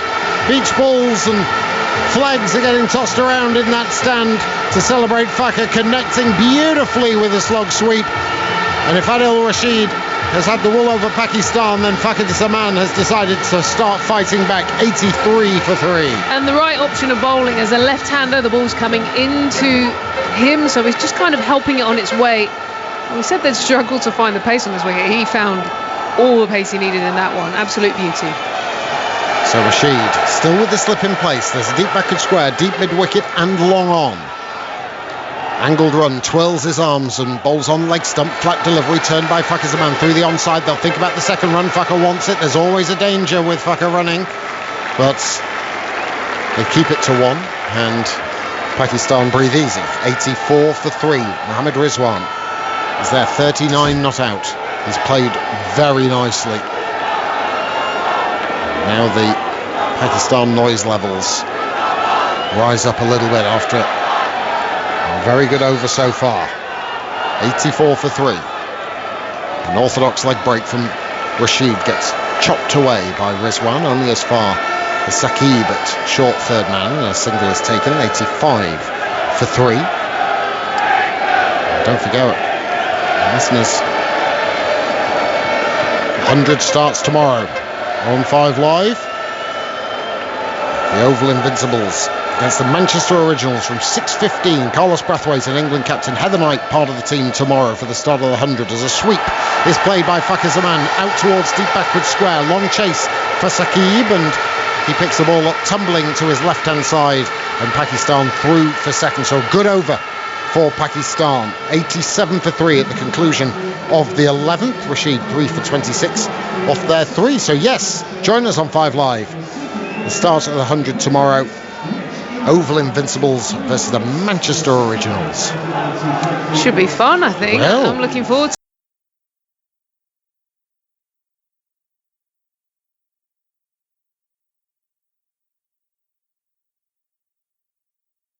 to seeing how it all plays out. The energy's coming, the tunes are going to be coming. It's a venture into the unknown, It and that's is. what's interesting and fun about it. Is going to all unfold over the next month or so, and make sure you stay with us right across the BBC. We've got television coverage, all of the games on the radio. It all starts tomorrow evening, 6:15. You can also hear tomorrow on 5 Live Sports Extra commentary the second day of India's tour match against the county select team as well. Our good buddy Mark Church is up there in Durham. Watch KL Rahul score a scintillating 100 today ahead of the Indian Test Series, all of which you'll hear on Test Match Special. Moeen Ali from the James Anderson end with the pavilion behind him. His first delivery is pulled into the onside by Rizwan, doesn't quite get hold of it, and it just meanders out to David Willey at deep mid-wicket. 88 for 3. Charles Dagnall, Ebony Rainford Brent with you. High at the Statham end. What a wonderful vista we have here. The flag's just gently billowing in the breeze on top of the pavilion. The St George's flag, more active than the Union flag, which is just drooped next to the flagpole. Round the wicket comes Moeen, and this is punched back to the bowler. A good little battle going on between Moeen and Fakhar Zaman here. Yeah, I like the angle. He's just kind of angling it into the left-hander, giving him no room to free those arms, which he loves to do. Big bushy beard of Moeen approaches as Fakhar Zaman drives slightly on the up. It bobbles across the used wickets on the square here at Old Trafford out to Johnny Bairstow at deep cover, and a single is taken. 89 for 3. And Rizwan back on strike, who's 41 not out. Conversation between Morgan and Butler, captain and vice-captain, just prior to the next delivery being bowled as Mohammad Rizwan waits. Green trousers, light green top, Pakistan, as a flat delivery from Moeen is skimmed down. It gets hit out towards mid-wicket. Another single is taken. 90 for 3. The ominous thing from an England perspective is the success that Rashid has had, and Moeen Ali is keeping control of things. Of course, they have their own spin contingent to think about. Shadab Khan, we're going to see Usman Qadir, many of whom will have seen his father bowl many a time for Pakistan. Abdul Qadir, who's a wizard, as Moeen's next delivery is just tucked into the leg side neatly for a single by Fakhar Zaman. 90 for 3. Imad Wazim as well, left arm darts he bowls. Those, they're orthodox spinners, but he doesn't really get a great deal of turn, but just fires them in from that angle, doesn't he? I think they'll be encouraged by what they've seen from this Old Trafford pitch, as the final ball of the Moeen delivery gets worked it through the leg side just for another single. Willie is there to tidy up, and a bounce throw is good to Butler, and it's the end of the over. 12 overs gone, 92 for 3. Rizwan is 43. Fakhar is 16 not out. Don't forget, you can watch him play highlights via the BBC Sport website and app, and the highlights with Ewan James this evening at 11:15 on BBC Two. But it's just something in the back of England's mind, I think. Yeah, I also would, if I was Pakistan, Babar Azam, I'd be tempted to think about opening one over with a spinner. There's big boundaries as well, so there is that grip and turn, and you start strong. Someone like Jason Roy, who likes to go at the ball, could cause him some trouble having to hang back, and the pitch I wouldn't say is coming on perfectly. You have to almost wait to get value for your run. So, if Pakistan rebuild here to a decent score, they still could, if they go well, get near that 170, 180, even a bit more if they hold wickets in hand. Predictor score says 175, so I think 170, 180 would be valuable on this. Liam Livingstone, he's had quite a good couple of games, hasn't he? He'll be enjoying life in an England shirt. He's put his name in the hat, hasn't he? Oh, has he ever? Maybe even cemented his place in the side. He's going to bowl a leg spinner first up from this Statham end, our end. Gets sliced away, or swept away, and Davin Malan, unfortunately, has made a complete pig's ear of the fielding down at deep backward square. The ball was spinning. He knew it was. He adjusted for the ball as it bobbled up off the slog sweep of Rizwan, and he's, instead of picking up one, they've picked up 4. 96 for 3. Yeah, that's not good. He had so much time. He'd run around. He knew what was coming. Ended up, it just sort of kind of. The next delivery is just played down towards short third. A single is taken. 97 for 3. Yeah, it's one of those ones as well that, if it ends up being a tight game and you look back at key moments, those are the sort of ones. One thing I was going to say, Liam Livingstone is getting it to rip. You wouldn't say he's a bowler that really gets that turn on Rashid, but off the surface it is significantly moving. So Pakistan spinners, Qadir in particular, who's in for the first time in the T20s, will be licking his lips right now. He's like Bertie Bassett, Liam Livingstone. He bowls all sorts. All sorts. Other all-sorted licorice treats are available. I don't know they don't make by who. A good joke. So there you go. Well done, Dogs. Thank you. Livingstone's going to go round the wicket to Fakhar Zaman. Bleach blonde hair in the style of Phil Foden, Manchester City and England footballer. Jason Roy's had similar, as Livingstone bowls an off spinner round the wicket to the left-handed Zaman, who cuts it away out towards Malan, who this time picks up cleanly. Goodness, I'm sure his eyes were focused on that one, but not before Pakistan pick up 2. 99 for 3. The other thing about Liam Livingstone, he's got a right-hander. He can spin the ball away from the right-hander. He gets a left-hander in. He can do exactly the same. Yeah, good control. Gives your side options to be able to adjust the field, whether you have a left or right-handed bowler. And he does maintain the control as well, even with a left-hand, right-hand combination of batters at each end. So he's going to just try and get him to fire it in. Well, they're changing the field a lot here. They just had 2 sort of backward points, and now they're going to put some cover in at fine. Slip still in place though as Livingston bowls an orthodox off spinner to the left-handed Fakir Zaman, who carefully pushes out to backward point, and a single is taken. It also brings up the Pakistan 100 in this the 13th over. Fakir to 19, 36 balls for the first 50, slightly slower second 50, taking 40 balls. The wickets slowed things down. Official attendance has been given 20,328. Feels packed in, and it feels like 20,000. It does, doesn't it? Hardly a seat to be had. Livingston shuffles in, bowls the leg spinner, a good one as well. It's quite the art as it's defended out into the offside, and Rizwan is having a wander and does the fielding for England. Tosses the ball to Owen Morgan.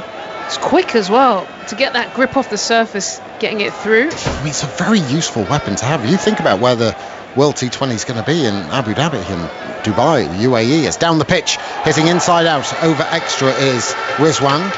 Just slices off the face a fraction. It goes out to David Willey at deep cover, and a single is taken to end the 13th over, 101 for 3. But just to have not only his batting ability, but also his ability with the ball, Liam Livingston, to spin the ball both ways, it's a very useful commodity to have. Sorry, I've just been double bluffing you. I think I was pretending. I thought you were going. Are you not going? To go off, and then actually I'm going to stay with you one more. I just couldn't leave. I'm it was the joke. You're it was the joke. Wasn't it about joke? the all sorts that made me think I want one more over to hear another punchline. What have you got? Nothing. Very little. 101 for 3. Beautiful evening here in Manchester. Do you know it's raining in London, by the way? Oh no. Well, normally when I come north, it gets colder and colder, but actually, for once, it's cooking. Do have a word with the PM, won't you? There's Moeen Ali to continue. Pavilion behind him. Oh, he gets one to really jag back. And I tell you what, there is some grip out there for the spinners, and something that Pakistan, I'm sure, in the dugout will be licking their lips about. That really has jagged back to Rizwan. It made him jump almost as he played a ball that he fended off his body out into the offside. There is no run. Remains 101 for 3. Thoughts of Ebony in a second, but Moeen is ready again with those bright orange boots of his. Underneath the blue trousers, gets whipped through the mid-wicket region for a single, and Rizwan gets to 50. A very well-made 50 as well. There was a period when Adil Rashid took those 3 wickets, and Pakistan started to crumble a little bit, but alongside Fakir Zaman, he's just steadied the ship, and he's Pakistan's rock this evening. 50 not out, and Pakistan 102 for 3. Yeah, he's doing a great job for his team at the moment. He had to dial it back when the wickets were being taken, rotate the strike, reduce the risk. But if he can hang around another couple of overs and then start to play expressively at the back end of the game. Fakir Zaman gets one on leg stump, which he turns through forward square, and he'll get a couple of runs perfectly placed between Malan and Saqib, allowing him to come back for the second. 104 for 3. He's played well here, Fakir Zaman. I don't think it's going to be an easy wicket. You know, if they can post that 170, 180, and then Pakistan get their spinners in on early, cause some problems, slow the ball off the surface. Slightly slower delivery from Moeen. He gets just punched down the ground for a single. 105 for 3. Yeah, it could keep them in. I just noticed that one from Moeen Ali. Not only did it jag off the surface, it slowed down, and you really had to wait to play your shot. So if Pakistan are reading all of those signs, I tell you what, it's cooking in that stand over there, literally. There's smoke? Pink smoke. Is there a flare or something like that? Thing going on. Here's Moeen as a full delivery is whipped through the mid-wicket region again. They should be looking for 2 and will get there. And we heard James Anderson earlier on in commentary say about the corners here at Old Trafford. That's where the most space is. That's where the 2s are available. And Pakistan have been adept in picking those gaps out. Rizwan in particular, he moves to 52. 107 for 3. I did see some smoke coming up over on the stand on the far side as Moeen bowls. It's firmly hit into the turf. Moeen then shied at the stumps through his legs, and there was no one backing up, and that's allowed Rizwan and Pakistan to go through for a single to end the 14th over. 108 for 3. Rizwan is 53 not out, and Fakir Zaman 22 from 17 deliveries. Ebony is leaving us this time as We await the return of James Anderson, but a little shout out as well to BBC golf correspondent Ian Carter, who's listening in. Had a very busy week at Royal St George's last week, no doubt, watching Colin Morikawa win the Open.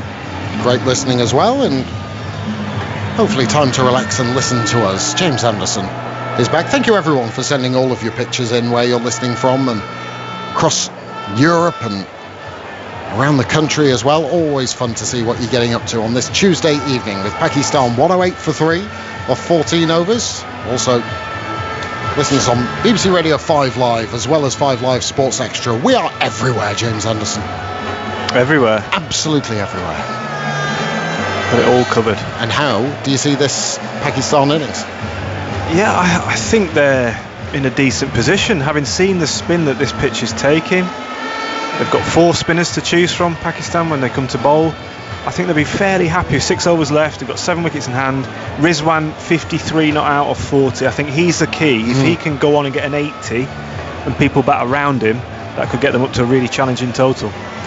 Yeah, Livingston will continue.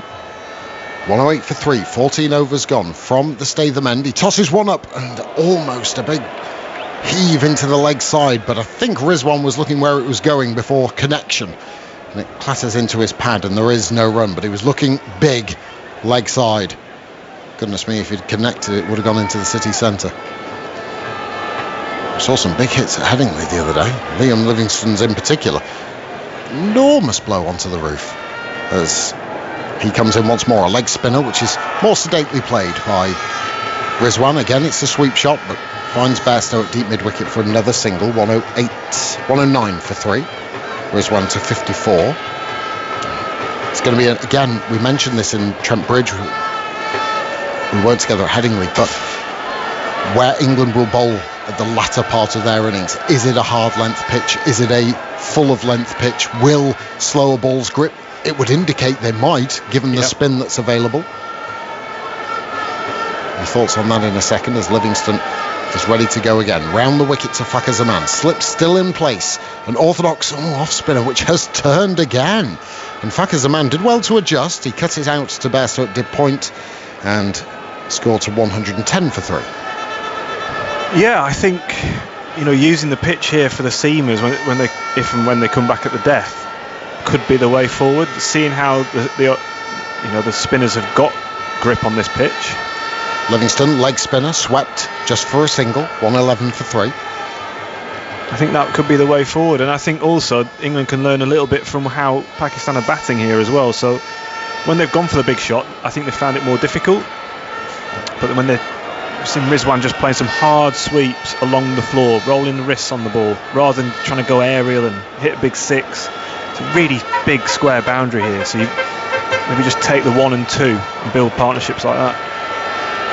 Livingston, after a little shift in the field, is still 3 on the leg side boundary, deep square, deep mid-wicket, long on. He bowls an off spinner which is guided through the cover region for a single by Fakhar Zaman, 112 for 3.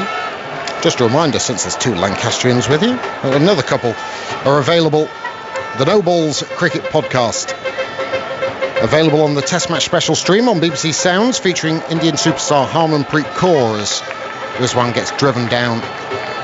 Livingston gets driven down to long on for a single. 113 for 3 at the end of the 15th over. Harmanpreet Kaur is on the No Balls podcast, who hosts with Kate Cross and Alex Hartley. They'll be playing the opening game of the 100 tomorrow for the Manchester Originals against the Oval Invincibles. Make sure you check that out. So 113 for 3, 5 overs remain. James Anderson, some more from you, and then to take you through to the back end of the innings, it'll be Atif Nawaz.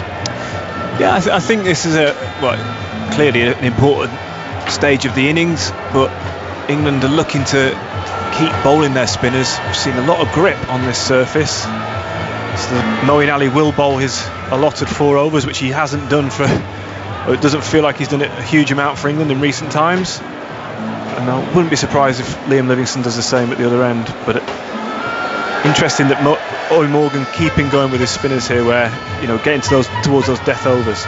Yeah, it's been the way for England really. I think they've really invested in what they learned in the last game at Leeds. It's Moeen Ali in once again. Fuller ball, he can't quite get it away, Rizwan. They run through for a quick single. There's a shy at the non-strikers end from the wicketkeeper, Josh Butler. No real danger for Pakistan, 114 for 3. I think it's as you said, Jimmy. I think the going after the ball in a premeditated way hasn't worked for Pakistan today. They've either found the fielders or they've been tactically worked out.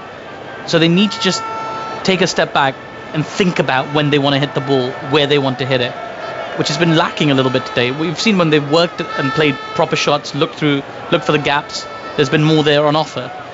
As Moeen Ali in once again, back of a length and beats Fakhr. He misses the ball completely. He strikes him on the pad. There's a belated appeal for LBW from Moeen.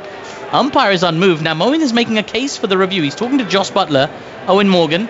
Now Owen Morgan makes the T sign. He doesn't want a cup of tea, he wants a review. And to be honest with you, even though there wasn't much noise about it, Jimmy, he looks kind of close. TV umpire to director, we've got a review for LBW. Original decision is not out.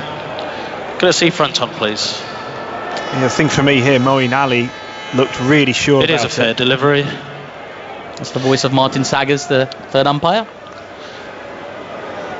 Oof. Looks okay, plumb. It's very close. If I could go to ultra edge, please. Yeah, looks very close. It's hit him on the back leg in front of middle stump. Height, I think, is the only issue here. And keep rolling through. Got flat line. Just rock and roll that for me one more time. Just the top bit of the bat flap. Okay, and roll it back through to the pad. It's a flat line as it passes the bat. If I could move to ball tracking, please. Ball tracking, pitching outside off, impact in line. Top of middle. Hitting the wickets. If I go back on field to Alex, please. Well, Moeen Ali has... Alex, I'm going to ask you to reverse your decision. You're on the screen now. Well, he was convinced for a reason, was Moeen Ali. He pushed for that review. You don't often see him pushing for reviews, but he was convinced, and with good reason. It was hitting the top of middle stump. What a time for England to get rid of Fakhr Zaman. 114 for 4 now after 15.2 overs. A timely wicket there. Yeah, really good wicket for England. And Moeen Ali he has been getting some spin. That one just skids on off the surface, trapping Fakhr Zaman on the crease. And when Moeen Ali, as you say, doesn't often push for a review, but when he does, like when he's so sure about it, he's someone that you think, wow, if he's going for it, then it must be close. And Owen Morgan didn't hesitate to go for it. So really important wicket at a difficult stage for Pakistan. Yes, well, we talked about Pakistan playing a bowler-heavy team today. They've got rid of a batter today in their lineup. They've a slightly longer tail because of it. Now, Shadab Khan is the new batter. He batted reasonably well for Pakistan. Under no pressure, really, at that point. The game was beyond Pakistan, but he got himself 36 not out. Did Shadab in the previous game. And now he comes at the crease with Pakistan 114 for 4 after 15.2. They do need a total here. It's a spinning pitch, but anything under 150, 160, you'd say advantage England. Yeah, I think 150 is probably about par, especially with the spin we've seen. I think it'll be a difficult chase for England. 150 plus would definitely be a difficult chase. Well, take some getting at this point with England spinners bowling well. Moeen Ali into his 4th over, 3.2 overs, 1 for 17 for him so far. As he comes in now to Shadab Khan, sharply turning delivery, which Shadab nearly plays onto his stumps. Just bottom edges it, it bounces into the hands of Josh Butler. The ball is really turning here, Jimmy Anderson. Yeah, it really is turning sharply from outside off stump of the right-hander. In comes Moeen Ali again, this time a bit shorter. Shadab gets on the pull, just muscles this down to long on for a single. He's off the mark. 115 for 4 now. I can only see that spin getting more and more pronounced as the game goes on. So that's it'd be a slight worry for England. They'll want to keep this total down to certainly below 150 to try and make that chase a little bit easier. Yeah, Usman Qadir in the lineup as well for Pakistan today. Very, very talented spinner. You know, Mohammad Hafiz can bowl, Shadab Khan can bowl. In comes Moeen Ali, down the track comes Rizwan, looking to make something happen in the end, just checking his shot, pushing the ball back to Moeen Ali. No run again. It's a brilliant over from Moeen Ali so far. He's back into his stride once again. Moeen Ali, lots of flight this time, swept fine by Rizwan. He finds the fielder at deep backward square. It's Johnny Bairstow gets the ball back in. Just the single. So after 16 overs, Pakistan are 116 for 4 in this deciding encounter here at Old Trafford. It's not got the belligerent hitting of Nottingham. It doesn't have the explosiveness of Headingley. But there's a serious tactical battle at play here at Old Trafford. Yeah, absolutely. High fives all round for Moeen Ali, or fist bumps all round. 1 for 19 off his 4. Bowled really well. Exploited the spin that this pitch is giving. I think this is it's a really good performance by England's spinners here. Adil Rashid coming back into the attack, 3 for 26 off his 3. And I think one criticism of the Pakistan batsmen, that there are big areas square of the wicket here at Old Trafford, and they've not once tried to just not one into a gap for 2, put pressure on the fielder. They're always looking for that slightly bigger shot, that boundary shot. Yeah. Well, Adil Rashid in now to Rizwan. Lots of fly given. Rizwan down the track. He's looking for the big shot. He's found it this time over the long on boundary to the right of the media centre. That's a well-needed 6 for Pakistan. Rizwan onto 64 not out now. Pakistan 122 for 4. Well, there's no point looking for the gaps in the field if you can hit it that far, is there? It's a great shot. He came down the wicket but didn't get to the pitch of the ball. So he used his hands to reach for it, but connects with it brilliantly and hits it into the top tier of the stand. It's a big hit from Rizwan. Been spoiled for big hits in this series. Now then, Rashid has the sanitised ball back in his hand. More fly given this time, and Rizwan just deftly pushing to that short third fielder. They've run through for a quick single, and that's really what's been missing today from the batters as well, Jimmy. That ability to just say, okay, I've got my 6, I've got my 4. Let me take a single, let me take a 2, let me look for the gaps, let's rotate this. You don't have to be relentlessly hitting every ball, especially when it's turning. Yeah, definitely. I think it was clever batting. Just keep that scoreboard ticking over. Shadab on strike. In comes Adil Rashid. Lots of fly given. Shadab drives very pleasingly out to the sweeper in the covers. David Willey getting the ball back in. Single taken. 124 for 4 now, Pakistan.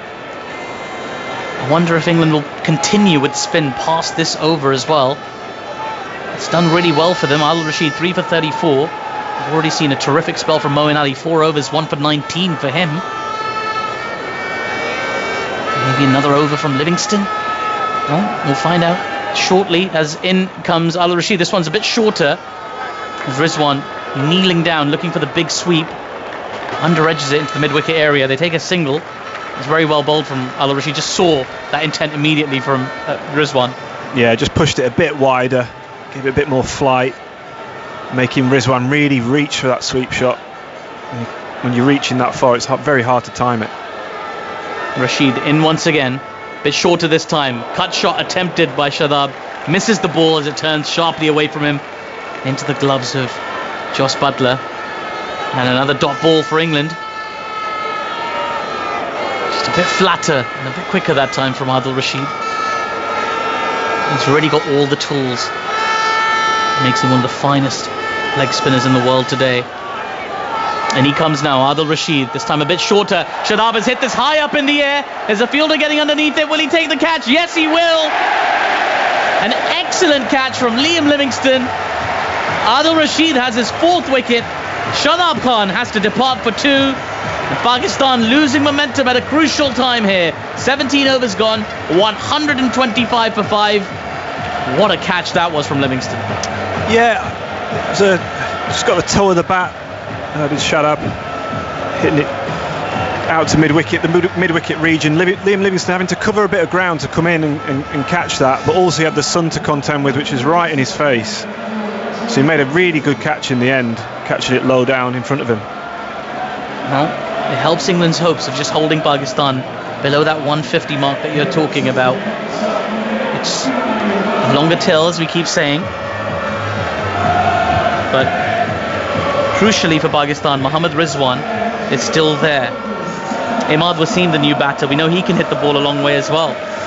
Showed a few glimpses of that in the last match at Leeds, also for Nottinghamshire last season. Got himself a T20 Blast winners medal as well. Big noise here in Manchester as those air horns have temporarily, they've not disappeared, but they've just been taken down a notch. Yeah, just quietened a little bit. Just slowing up quite dramatically this Pakistan innings. A lot now resting on Rizwan's shoulders at this stage of the innings. 3 overs to go, 125 for 5. Chris Jordan is going to come back into the attack, so that relentless barrage of spin is temporarily going to stop. Jordan just waiting at the top of his run. Rizwan, in fact, Imad Wasim on strike. Jordan bowls on the leg stump. Imad has flicked this to the fine leg area. Saqib Mahmood is on the boundary. Single taken. You can tell by Imad's backlift he is already coming in with a very attacking mood. 3 overs to go, I suppose. It's the right thing to do. Yeah, I mean, I want, from a Pakistan point of view, you'd want Rizwan facing as many balls as possible in this last, 17 balls now remaining in this innings. You want him facing as many as possible, so it's not the worst thing. Imad getting a single, getting Rizwan on strike. It'd be interesting to see whether he goes hell for leather from this ball, or whether he takes it quite deep, Rizwan, and keeps knocking it around, just playing strong shots. England got one of their strongest death bowlers on at the minute as well. He's taking his time setting his field, and Rizwan had a good look around to make sure he knew exactly where the field is. They're both gesturing at the moment. Rizwan's gesturing, Jordan's gesturing. It's like a Shakespearean play. Now then, Jordan finally runs in. He bowls to Rizwan. It's a little bit shorter. It's a slow ball. Rizwan's just scooped this into the leg side for a single. I think Jordan's going to call that a win for now. Moeen Ali in the deep doing the fielding. 127 for 5. Pakistan. It's an extraordinary atmosphere, isn't it, Jimmy? It's almost like an away game for England with the amount of support and noise for Pakistan. And you've probably encountered that multiple times in your career. I mean, what is that like to play what almost feels like an away game at your home ground? Yeah, I mean, it's strange, but I mean, the atmosphere is electric, and it's just great to play in an arena like that. Jordan in short this time, hammered by Imad over the fielder at cover. The fielder who's sweeping is going to have to come around a long way, putting a dive in effort. Johnny Bairstow preventing the boundary, but the batters will get back. No! Is there a run out at the non-striker's end? We're going to have a look at this, but it looks like he was caught napping. Well, that would be an awful way for Mohammad Rizwan to fall. TV umpire to director, we've got a review for run out. Can we see your best side on angle, please? In fact, it's Imad Wasim. Okay, just slow it down for me. Oh, it's tight. Slow it down. I think he's gone. Okay, and just freeze it at the point of impact. Okay, I'm ready with my decision. Big screen. That is terrific awareness from Chris Jordan. Imad Wasim caught napping on that third run. Jordan made no mistake. England have another wicket. Really, really denting any momentum Pakistan can put together. It's 130 for 5 now. Yeah, it was actually a brilliant bit of awareness from Johnny Bairstow on the boundary. So he firstly made the stop, tipped it back inside the rope with a tumbling, diving effort. And Imad's just jogging the whole way. He thinks it's 2, but Rizwan wants 3. As Rizwan comes back, Imad's left with too much to do. Johnny Bairstow throws the ball to Chris Jordan, which is the end that Imad is running to. And Chris Jordan still has a bit of work to do. He's got to throw it from about, let's say, a metre away. He just does enough. And Johnny Bairstow very happy with his bit of work there. And it was a fantastic bit of fielding and awareness from him. Yeah. Chris Jordan crucially just took that split second to set himself before he aimed for the stumps. Johnny Bairstow in the deep, what an effort. The dive, the throw, the awareness to the situation. Well, it's brought a new batsman to the crease. The Rizwan is on strike. A Yorker length delivery from Jordan. It's been dug out to mid-on. And because the field is so deep set, we talk about these big boundaries square of the wicket, the batters have managed to get back for 2. Yeah, good running. Good running. It's dramatic stuff, this. Rizwan has now got Hassan Ali at the non-striker's end, who's come back in after a thigh injury. He missed the first 2 games. And he's back for Pakistan today. We know he can bat. Well, this is going to take a little bit of astuteness here from him and Rizwan.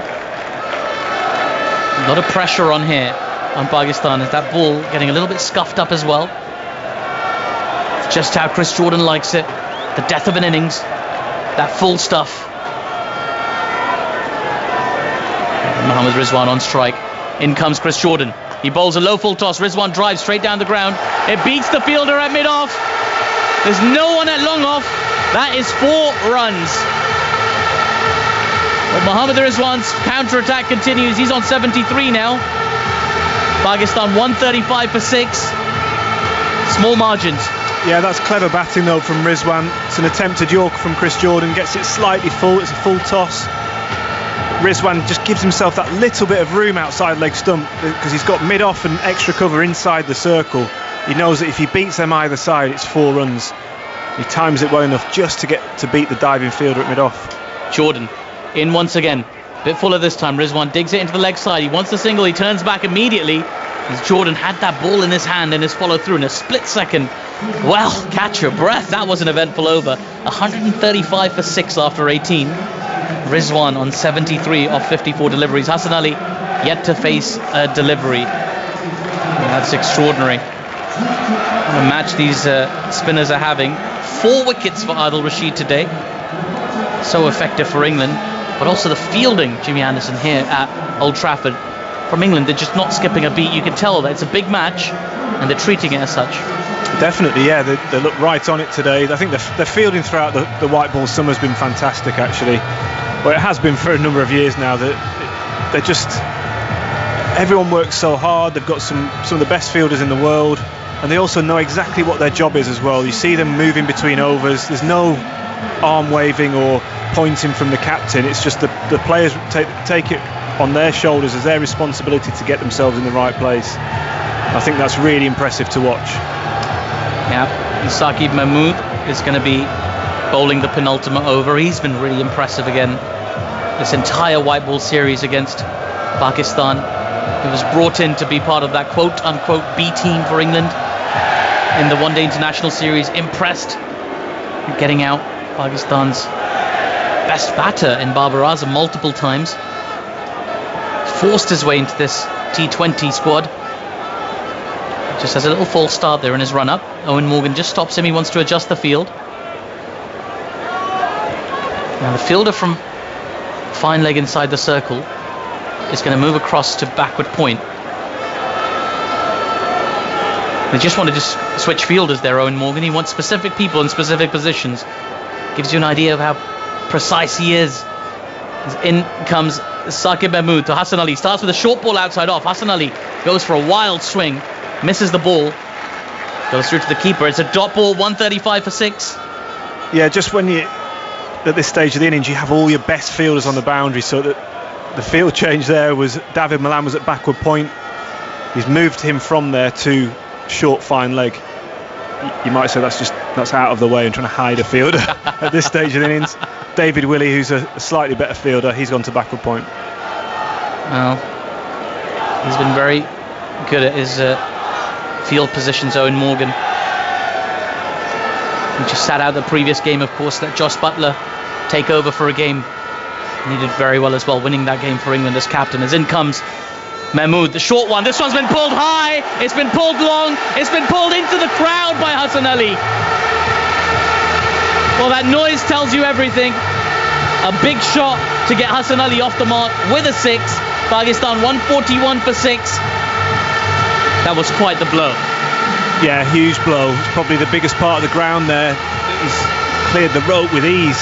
It's a slow ball from Saqib Mahmood, dragged into the surface, but sat up, and Hassan Ali was waiting for it, and it's a fantastic strike. We've sung Saqib Mahmood's praises today, and this series he has bowled fantastically well, but if there's one criticism, it is his death bowl, and it's not choosing the right balls at the right time. And he comes now to Hassan Ali, going a little bit fuller that time. It's been hit hard by Hassan Ali out to Moeen Ali in the covers, and the batters take a single. I mean, he could do well to just look at the other end and see how Chris Jordan does it. He goes for the full Yorker length balls, and Saqib's sort of persisting with the shorter stuff. Yeah, he's learning all the time, and I think he will learn a lot from this experience. He'll learn from the guys around him. As you say, Chris Jordan, fantastic at the death. and he'll learn from, the best place to learn is out there in the middle, bowling at some of the best batsmen in the world. And Rizwan, obviously, at the minute, one of the best T20 players there is around. So I think this will do him the world of good. It's not just about choosing the right ball at the right time, it's about executing your skill as well. So if you choose a Yorker, you've got to make sure you absolutely nail it and get in the block hole. It's a challenging period at the death now. Saqib Mahmood. He's got Mohammad Rizwan, all 73 runs of him on strike. As in he comes, he bowls, it's wide outside off stump, quite a long way wide enough to be given a wide. And, against Saqib Mahmood, maybe a little bit of inexperience kicking in, maybe a little bit of pressure. Playing here on his own ground as well. 143 for 6 now, the Pakistan score. Saqib wasn't happy, he felt he was slightly hard done by, but it was a wide. Yeah, he thinks that the batsman's moved over, which he did. He moved across to the offside, but he didn't move that far. He just sort of moved just outside off stump. And he's thrown that way wide of the wide line marker that the umpires use, and quite rightly it's a wide. Now then, how can he follow it up? In comes Saqib Mahmood, fuller this time, inside the tram line this time, and Rizwan can just dig it down to long on for a single. Again, Rizwan sort of wanted 2 there. There was never 2 runs there. Hassan Ali giving him a big loud call of no, and it had to be loud here at Old Trafford to come through. We saw that with that Imad Wasim run-out dismissal. In Rizwan's mind, it was always 3. In Imad's mind, it was always 2. There was never a question of anything different in either of their thought processes. For me, it was poor running from Imad. It was definitely 3. Rizwan made it comfortably, but Imad jogged the first 2 rather than pushing for that 3rd. Yeah. He's back in the hut. He'll be thinking about that. Remember, T20 places still to contend for both teams. 144 for 6. In comes Saqib Mahmood to Hassan Ali. He bowls. Hassan Ali has a big swing. Ball takes a top edge. It beats Josh Butler. And it's gone to the boundary for 4. They'll take him any way they come right now, Pakistan. It wasn't pretty, but it is a boundary. 148 for 6. Yeah, it might look like that's unlucky for Saqib Mahmood. It's an edge just past Josh Butler. He just went over his head.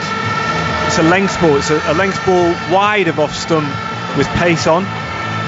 86 miles an hour, that ball. So it might look unlucky, but it's not executed as skill. I struggle to know what he's actually trying to bowl there with this field that he's got. It's just a wide length ball. It is a bit unfortunate, but still 4 runs. Now then, and he comes for his final delivery. Mahmood, he bowls a fuller ball this time. It takes an under edge, and the fielder inside that circle in the fine leg area will recover. So a single taken. Pakistan 149 for 6 with 1 over to come. And slightly expensive over that from Saqib Mahmood. And Pakistan's batting card, well, it starts well with Mohammad Rizwan at the top, 74 not out, but nobody else could really get in. We saw Fakhar Zaman get 24 off 20. Babar, Sohaib and Mohammad Hafiz all done in by the spin of Adil Rashid. Some very astute field placing by Owen Morgan as well. So a great catch from Liam Livingston at mid-wicket to dismiss Shadab Khan, and then the run out to dismiss Imad Wasim. Now we've got Hassan Ali. He's got 12 off 5 so far. He's going to be on strike for this final over, and it's going to be from the death ball specialist, which is Chris Jordan. What does he get so right that Saqib Mahmood is getting wrong at the moment? Well, I think it's more execution than anything. So it's all well and good thinking, right, I'll bowl a slow ball this ball, but it's actually where you bowl the slow ball. It's got to be accurate. You can't just lob a slow ball down there. Similar with a Yorker, you've got to be precise with it and get it in that block hole, so it's hard for the batsman to get underneath it and get it away. I was going to say, Jimmy, in modern cricket we've seen a lot of bowlers shy away from bowling Yorkers at the death. Why do you think they've started doing that? I think because batters have become wise to it, and they're so good at hitting balls that are just marginally either side of Yorker length. They're good at hitting those low full tosses for 6. They're good at hitting the half volleys for 6. Small margins. In comes Chris Jordan now. That's a very good ball. It was nice and full. Hassan Ali had a big swing at that, never got in line. It's a dot ball for England. Score remains 149 for 6. Sorry, Jimmy.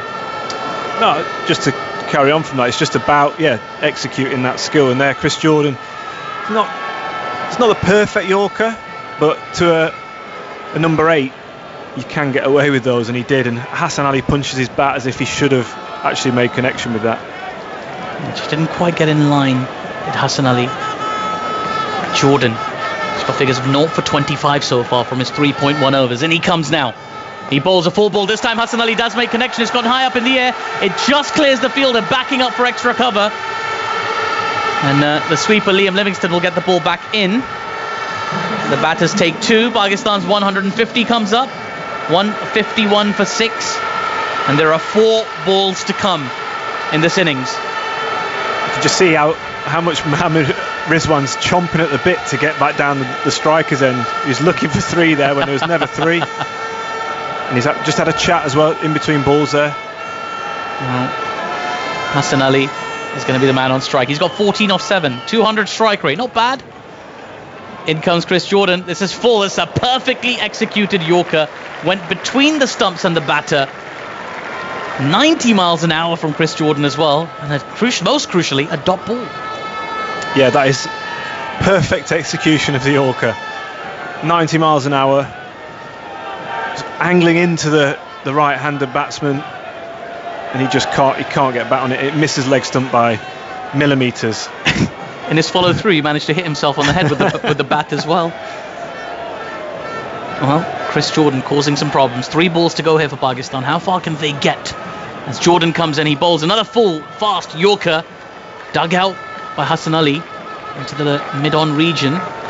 Jason Roy does a sliding stop and just a single taken, so 152 for 6. It's excellent stuff this from Chris Jordan, showing why he's got that tag of death ball specialist. Yeah, he's doing really well here. Good start to the over. First 4 balls. Now has to see it out. Rizwan, the danger man, on strike now. He's been itching for the strike this over. He's finally got it. He'll be looking to finish this innings with a bang. Now 2 balls to come. Again, Owen Morgan taking his time, just setting his field. Chris Jordan making sure he's got everybody where they want them. Fine leg is coming up inside the circle, as is deep third. But there is a long on and a long off now. 2 men in the deep on the leg side, a sweeper in the covers. So if there's runs in the deep, they're going to have to come from behind the batter. Well, let's see what happens as Chris Jordan runs in. Rizwan dances around the stumps. He was looking for the lap shot, mis-executes it in the end, and it's another dot ball from Chris Jordan. Rizwan being outfoxed right now. Score remains 152 for 6. Yeah, that is being outfoxed. So he's bowled 4 Yorkers this over so far. Rizwan's trying to premeditate a lap sweep shot, a ramp shot. Chris Jordan, wise to it, he's bowled 90 miles an hour every ball this over. That one to Rizwan was 64 miles an hour, taking so much pace off it. That doesn't allow Rizwan to, he wants to ramp because to use the pace of the ball, but he's got no pace to work with and can't connect. Yeah, he was looking for those gaps behind the wicket. Anyway, this is the last ball now. In comes Chris Jordan. He bowls, it's short. Rizwan pulls. There's a fielder in the deep. It'll just be the single way. They're coming back for the second. Surely they won't make it. It wasn't the best throw in the world. In the end, Rizwan dives back and makes it back for 2. So, after their 20 overs, Pakistan have reached 154 for 6. Well, immediate thoughts, Jimmy, who's going to be happier with that, England or Pakistan? It's a bit on the spot there. It's a bit in between, isn't it? Yeah, it is. I think Pakistan will be quite happy with that. The way that the ball's turned on that pitch, I think they'll think they can defend it.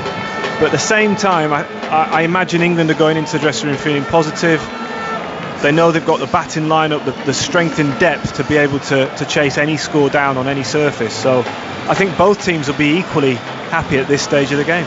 Well, time will tell, as we can just to remind you earlier today, Babar Azam won the toss, and almost before he was asked what he was going to do, said, we're going to bat first.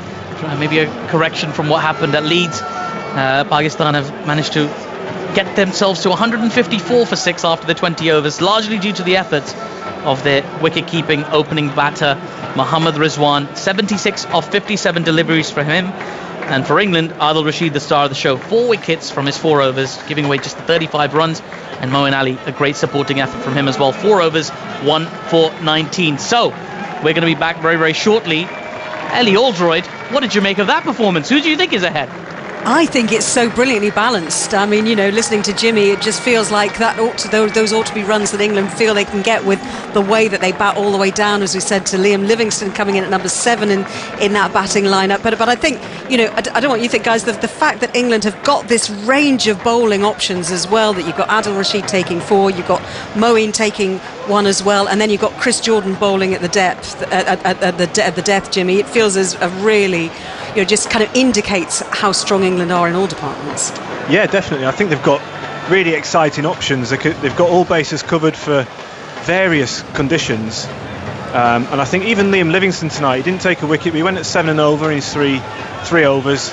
It's doing a job for his captain, and I think he's someone who can actually develop into a really good bowler and someone who can compete at this level. But yeah, I just felt like it was a pretty good performance all round. That last over from Chris Jordan, absolutely outstanding. Thank you, Jimmy. A quick word from you, Atif, before you go off and get a cup of tea as well. From Pakistan, Babar Azam obviously had that sense that, they are going to put a score on the board and then they're going to restrict England. Who will be the key bowlers for them?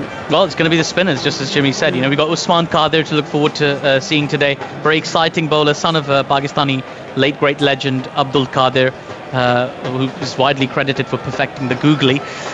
So he's very, very good. We're looking forward to seeing him in action today. I can just see him warming up right now. He'll be something to look at. But it'll be those spinners. It'll be Shadab. We might even see Hafiz have a bowl. Did they learn from that England performance? Because it was the spinners, both here and in Leeds, who put the brakes on for them. They'll want to do the same thing in return. Huge, passionate crowd here at Old Trafford, absolutely gripped by what could be a really brilliant run chase. England chasing 155 to beat Pakistan in their final white ball game of the summer. And let's resume commentary with Atif Nawaz. Thank you, Ellie. Yep, the players are all out there. Everybody's ready. It will be quite the spectacle. England, I feel on balance, on top here. We'd back them to get 155 in most T20s, but we know Pakistan have a lot of spin on their disposal, and this pitch is taking a lot of turn. So there might be some drama here at Old Trafford. Imad Wasim now coming in to Jason Roy. He starts with one that's just back of a length, and Roy just belts that one to extra cover. There's no run.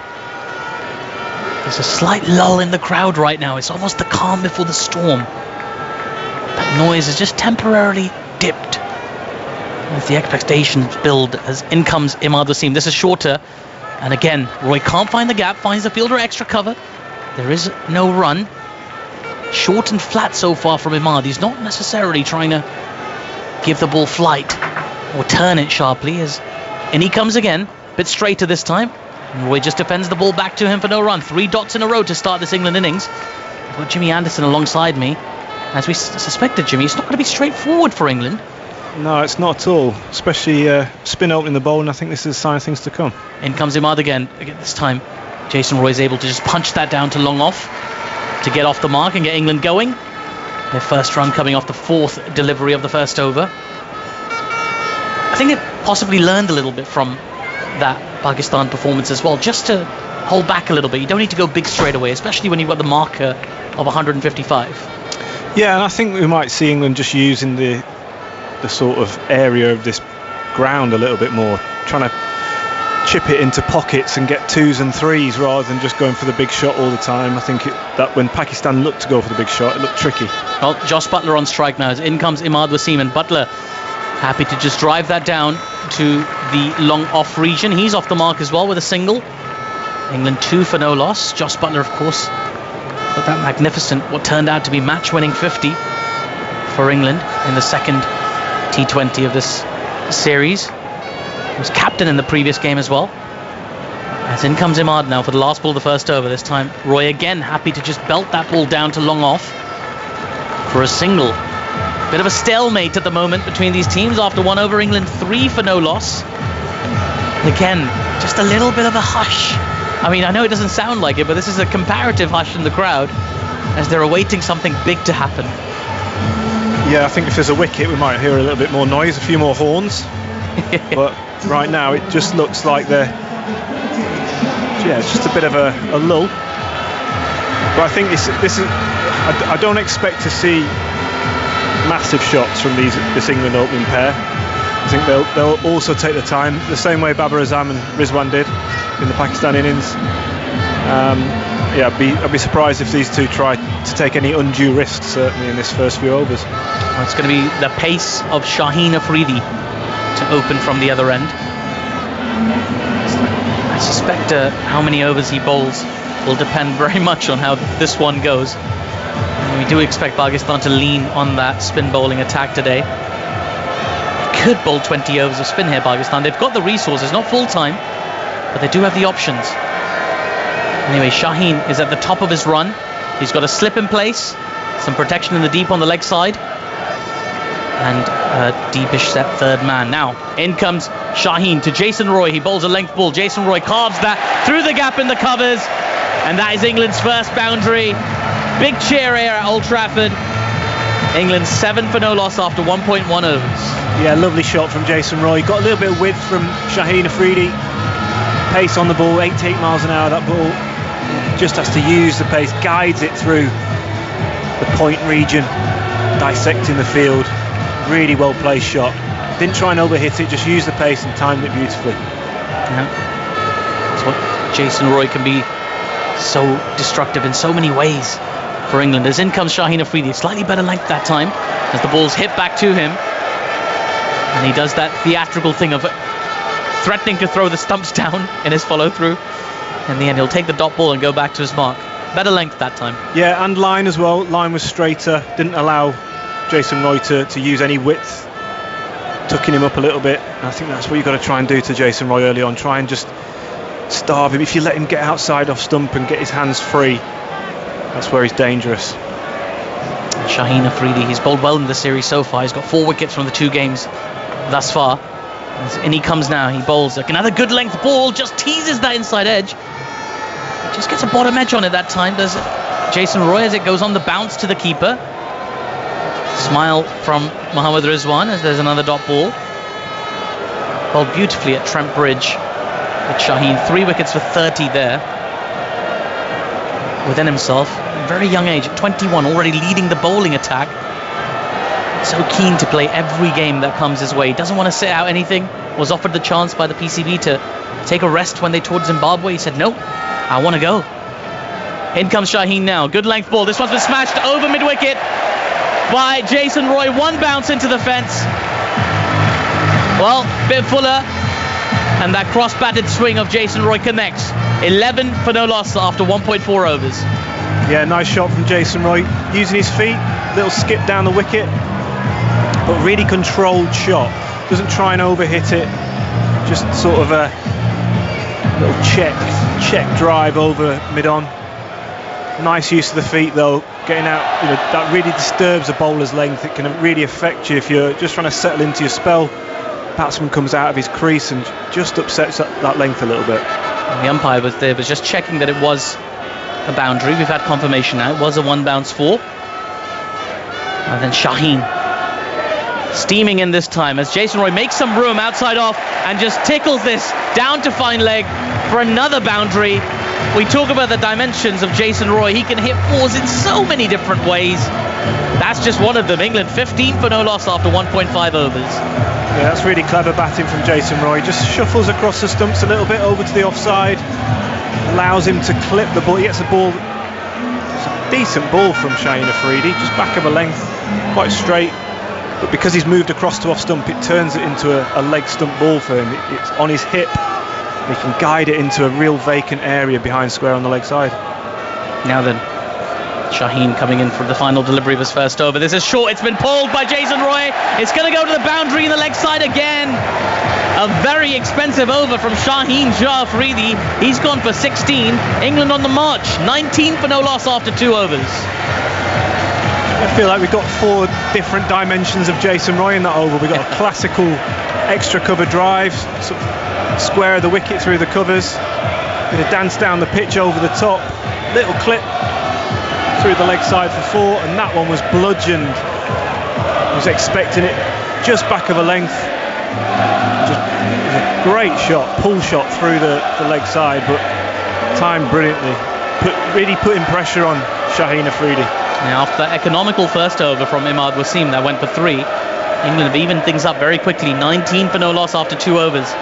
In comes Imad now for a second over. fuller ball, just been pushed to extra cover, and there is no run. Do you, Jimmy, expect to see another over from Shaheen? I'd be surprised. I would be surprised. We might see another seamer, but I wouldn't put it past them to bring more spin on. In comes Imad now. This one's short. It's been hit high up in the air over the extra cover fielder, and it'll just trickle into the fence in the covers. Applause ring around Old Trafford. People are dancing, they're singing, they're enjoying themselves. England 23 for no loss after 2.2. I just don't know how he plays this shot, Jos Buttler. We've seen it a few times this series. On the back foot off the spinner and goes aerial over extra cover. Times it brilliantly. Most people look to hit that along the deck.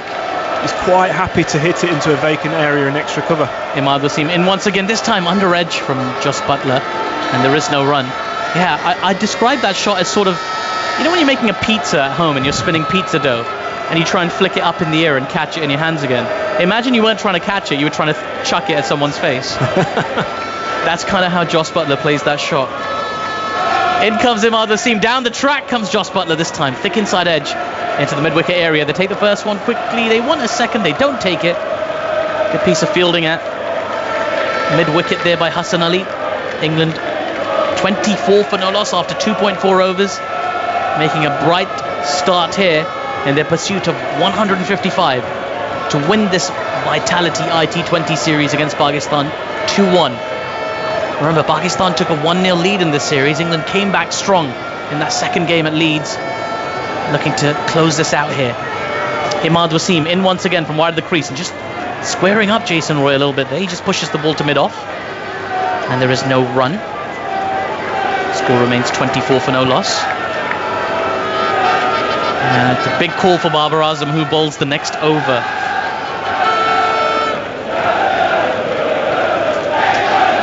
Imad Wasim in from wide of the crease once again. Lots of flight given this time. Aggressive cut shot from Jason Roy. Can't beat extra cover. And there is no run. So, 5 runs off that over. England 24 for no loss after 3 overs. It's been a very bright start, particularly from Jason Roy. And well, we've already seen spin being a little bit more difficult to attack on this pitch than the seam. Now we're going to find out who's going to bowl the next over. Well, there's quite the atmosphere here at Old Trafford. We've heard some great sporting songs this season. There's been a heck of a playlist going on. Are you a big fan of 500 Miles? Yeah, it's a particular favourite of mine. I don't know what it's called. I think of it as the da-da-da song. Right, it is going to be a different seam bowler. It's going to be Hassan Ali, who's recovered from his thigh injury. Rolled him out of the first T20. He's going to come into bowl the 4th over. And England 24 for no loss. Hassan Ali's got a terrific average in this form of the game, 21, as in he comes to bowl to Jos Buttler. It's down the leg side, and it has been given a wide by the umpire. Well, it's not the kind of comeback you want. 25 for no loss after 3 overs. Bustling in really hard there as well, Hassan Ali, 85 miles an hour. Is it important to sort of ease yourself back into your work if you're really coming back from a thigh injury? It's hard to ease yourself into a T20 international. You've got to bowl at Jos Buttler and Jason Roy. Got to hit your straps pretty early on. And see what he can do here as he comes into Jos Buttler, does Hassan Ali. Jos Buttler aiming for the scoop shot, missing the ball. It wasn't far away from the stumps as well. As Rizwan collects with an anguished look on his face. And it's a dot ball. Good slower ball that. Yeah, early change of pace into the 4th over.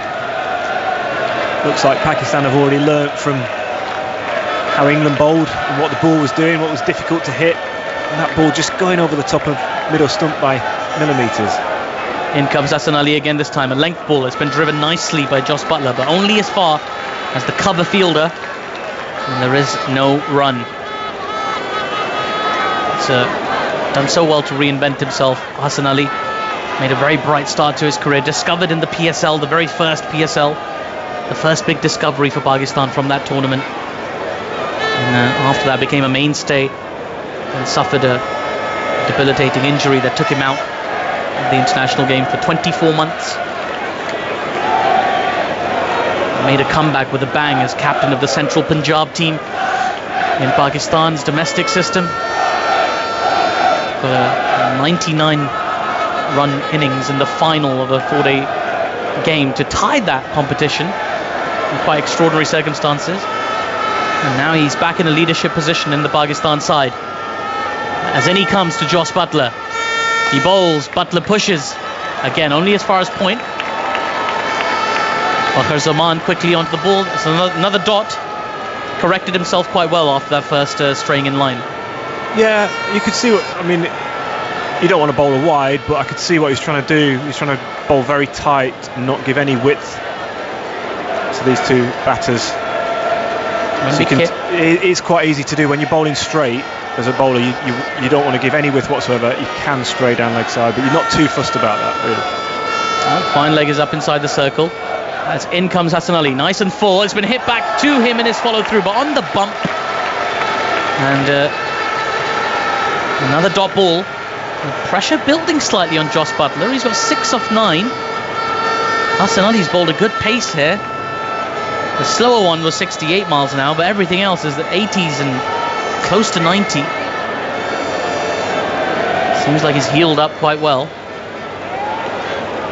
And fine leg and third man up inside the circle. As in comes Hassan Ali. It's full. It's been hit high up in the air into the mid-wicket region. It'll trickle down to the fielder in the deep. They'll run back for 2 and make it comfortably in the end. Good bit of running that from England. England move on to 27 for no loss after 3.5 overs. I feel like we didn't see enough of that from Pakistan. As soon as it gets hit into the outfield, Roy and Buttler scampered that first one so quick to give them the best chance to get back for 2 if it was on, and it was that time. They managed to get back for 2. Whereas I feel Pakistan were a little bit just off the pace with that first single. They didn't push it hard enough, then they weren't able to turn those ones into 2s. Now, Babar Azam and Hassan Ali both yelling into the leg side. They're trying to get the fielder in the exact right position, gesticulating wildly with their arms. It's Hassan Ali, and he comes again. This time another attempted scoop shot by Jos Buttler, doesn't connect, and in the end it's another dot ball. Good comeback in that over from Hassan Ali, just the 3 runs off it in the end. England after 4 overs are 27 for no loss. Babar will be pleased with that effort from Hassan Ali, particularly after the last seam over went for 16. Yeah, brilliant over. And it was almost like he could read Jos Buttler's mind, because every time he tried a ramp shot, he took the pace off the ball to make it even harder for him to play it. So really intelligent bowling. And those, the fuller balls, 90 miles an hour, again, very difficult to hit when you get them in the right area. England doing okay so far. They need 128 more runs to win this game from 96 deliveries. They've got plenty of time. Just have to hold their nerve here. Pakistan coming at them hard. Imad Wasim continuing for his 3rd consecutive over. And he comes, lots of flight given. This one's been hit hard by Jason Roy, down the ground, over the long on boundary.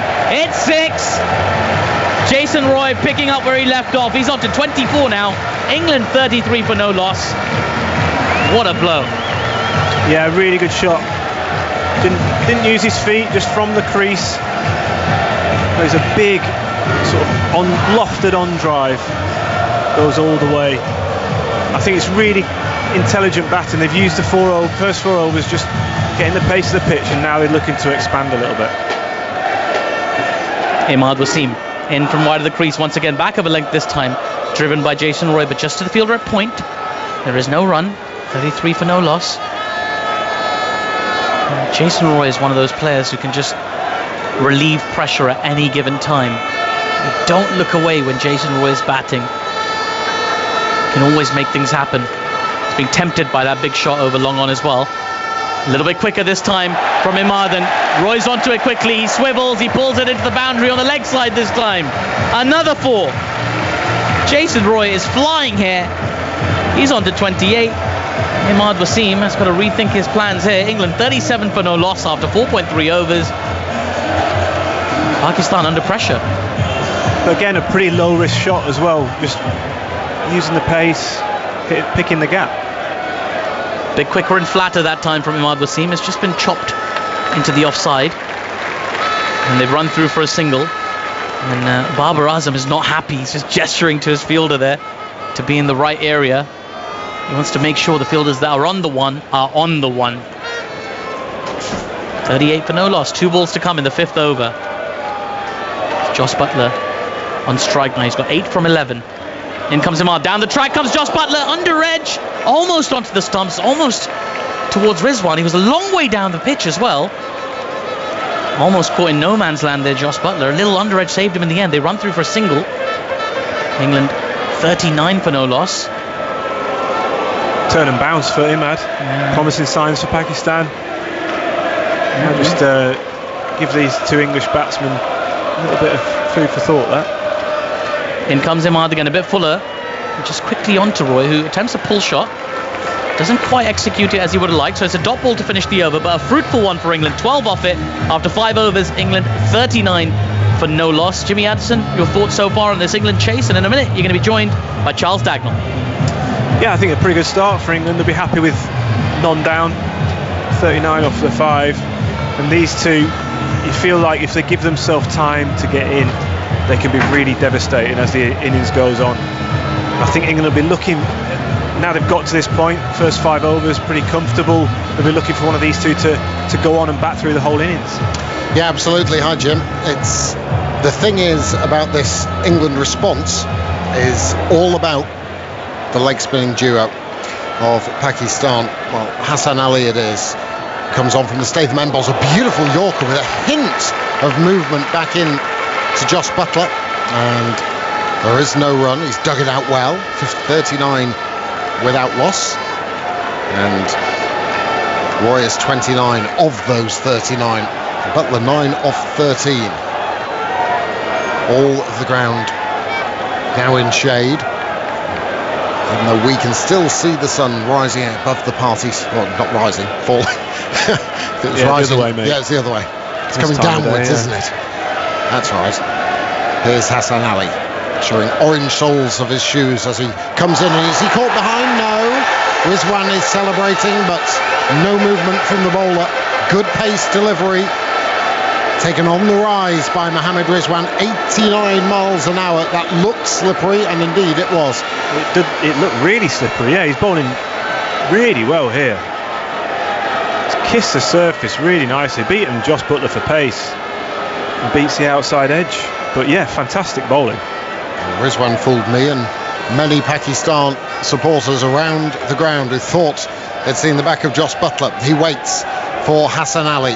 Bowls, and Buttler just neatly plays this into the leg side, and they scamper through for a single out to mid-on. Moves England to 40 without loss. Loves the atmosphere, loves the fight, does Hassan Ali. Still go back to that Champions Trophy in 2017 in this country where he was an absolute star. The celebrations were something to behold. He's cranking it up this evening at Old Trafford from the Statham end. Floodlights starting to take over from the natural light. 4 shadows splaying different directions from the feet of the fielders. As Roy waits, 5 in the offside ring. Come closer as Hassan runs in and he gets right across his stumps and he tries to lap it over short, fine leg. Doesn't connect. I think Hassan Ali took a little pace off it. 78 miles an hour. Goes through to the keeper, no run. That's 3 times he's done that now. He's almost guessed, or he's known that the batter wants to hit that ramp shot. Did it twice to Josh Buttler and then Jason Roy. All 3 times he's taken pace off the ball to make it really hard for them to hit it. It's really either clever bowling. If he's able to take that pace off at such a late stage after he's seen them move, but either way, very good. Hassan, this time bowls a full delivery, driven down the ground, beaten mid-on, 4 runs. Lofted drive, it was hit firmly, not far away from the follow-through of the bowler, but safe enough for Jason Roy, who's got a smile on his face as he touches the gloves of Josh Buttler and moves England to 44 without loss. Beautiful shot down the ground, classical on drive. It wasn't quite half volley, it was a decent length, a little bit aerial, safe enough. But Hassan Ali, typical bowler, not happy with where his fielder was. Even though you put him there, mate, he's ended up in the wrong place, and he's gesturing that he should have been deeper and straighter. The floppy hair of Hassan Ali just bobs up and down. He starts his run up and stops and starts again. Away from us, he scuttles and bowls another slower delivery, which jags back into Roy. Has to take a quick single shot at the stumps at the batsman's end. Butler lost his bat as he was trying to make his ground. No damage done as the ball didn't connect with the stumps, and Hassan ends up in a heap on the floor. And it wasn't for lack of effort from the bowler to try and run out Josh Butler. So the power play overs are done, and England have made their way to 45 without loss. And so far, so good in the chase. Yeah, just comfortable for England. They've not taken any big risks. They've just played good cricket shots, solid shots, played to their strengths, put the bad ball away when they've got one. And I think they'll be pretty happy with this. They know that the danger overs are coming. The danger overs are the two leg spinners in the middle of this innings, and how England manage those is how pretty much going to depend on the outcome of the game. Will have an effect on the outcome of the game. Yeah, absolutely. And we're going to see one right now in Usman Khadir, 27 years of age. He's played 12 matches in his international T20 career with a best of 4 for 13. Decent economy as well of 7, just over 7. Son of Abdul Khadir. His first look in T20 internationals in this series, and he's ready to go. Very much like his dad, spinning the ball from hand to hand. At a little bit of a wide angle, he starts his run from the James Anderson end, long off, long on, deep mid-wicket, deep backward square, deep cover, as he reaches for the first delivery from a full length. Does Jason Roy, and drives it down the ground for a single. 46 without loss. Just take a look at that field again. So deep cover, long off, long on, deep mid-wicket, deep backward square. Fine leg is actually very fine. Imad Wasim inside the circle. It's a third man, backward point and a cover inside the circle. Usman Khadir towards us. Pretends to bowl, and Josh Butler shaped to go for a reverse sweep or switch hit, and he stopped the Usman Khadir in his action. Wry smile on his face. Didn't let go of the ball, and now he does. A short delivery, and Butler does it again, and this time he's successful, and it goes for 4. Maybe Usman Khadir was more put off than Josh Butler as he pitched it halfway down. Orthodox leg break, and Butler just helped it on its way to the deep point boundary for 4 more. It brings up England's 50-50 without loss. Yeah, I mean, he could have played an orthodox shot at that and still got 4 for it. It was a pretty average delivery, dragged down, short, but if you can reverse hit like that, then why not do that?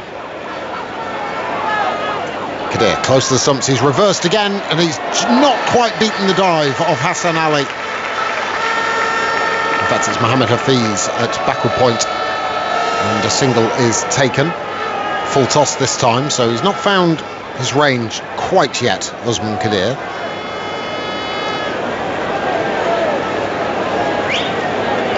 Well built, strong lad.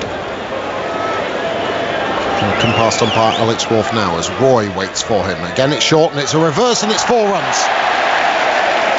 And he's not having a great deal of success, and Pakistan aren't in combating the abnormal nature of England's shot selection. They've only played a couple of orthodox shots, if you like, but the reverse is proving to be quite productive for England. 55 without loss.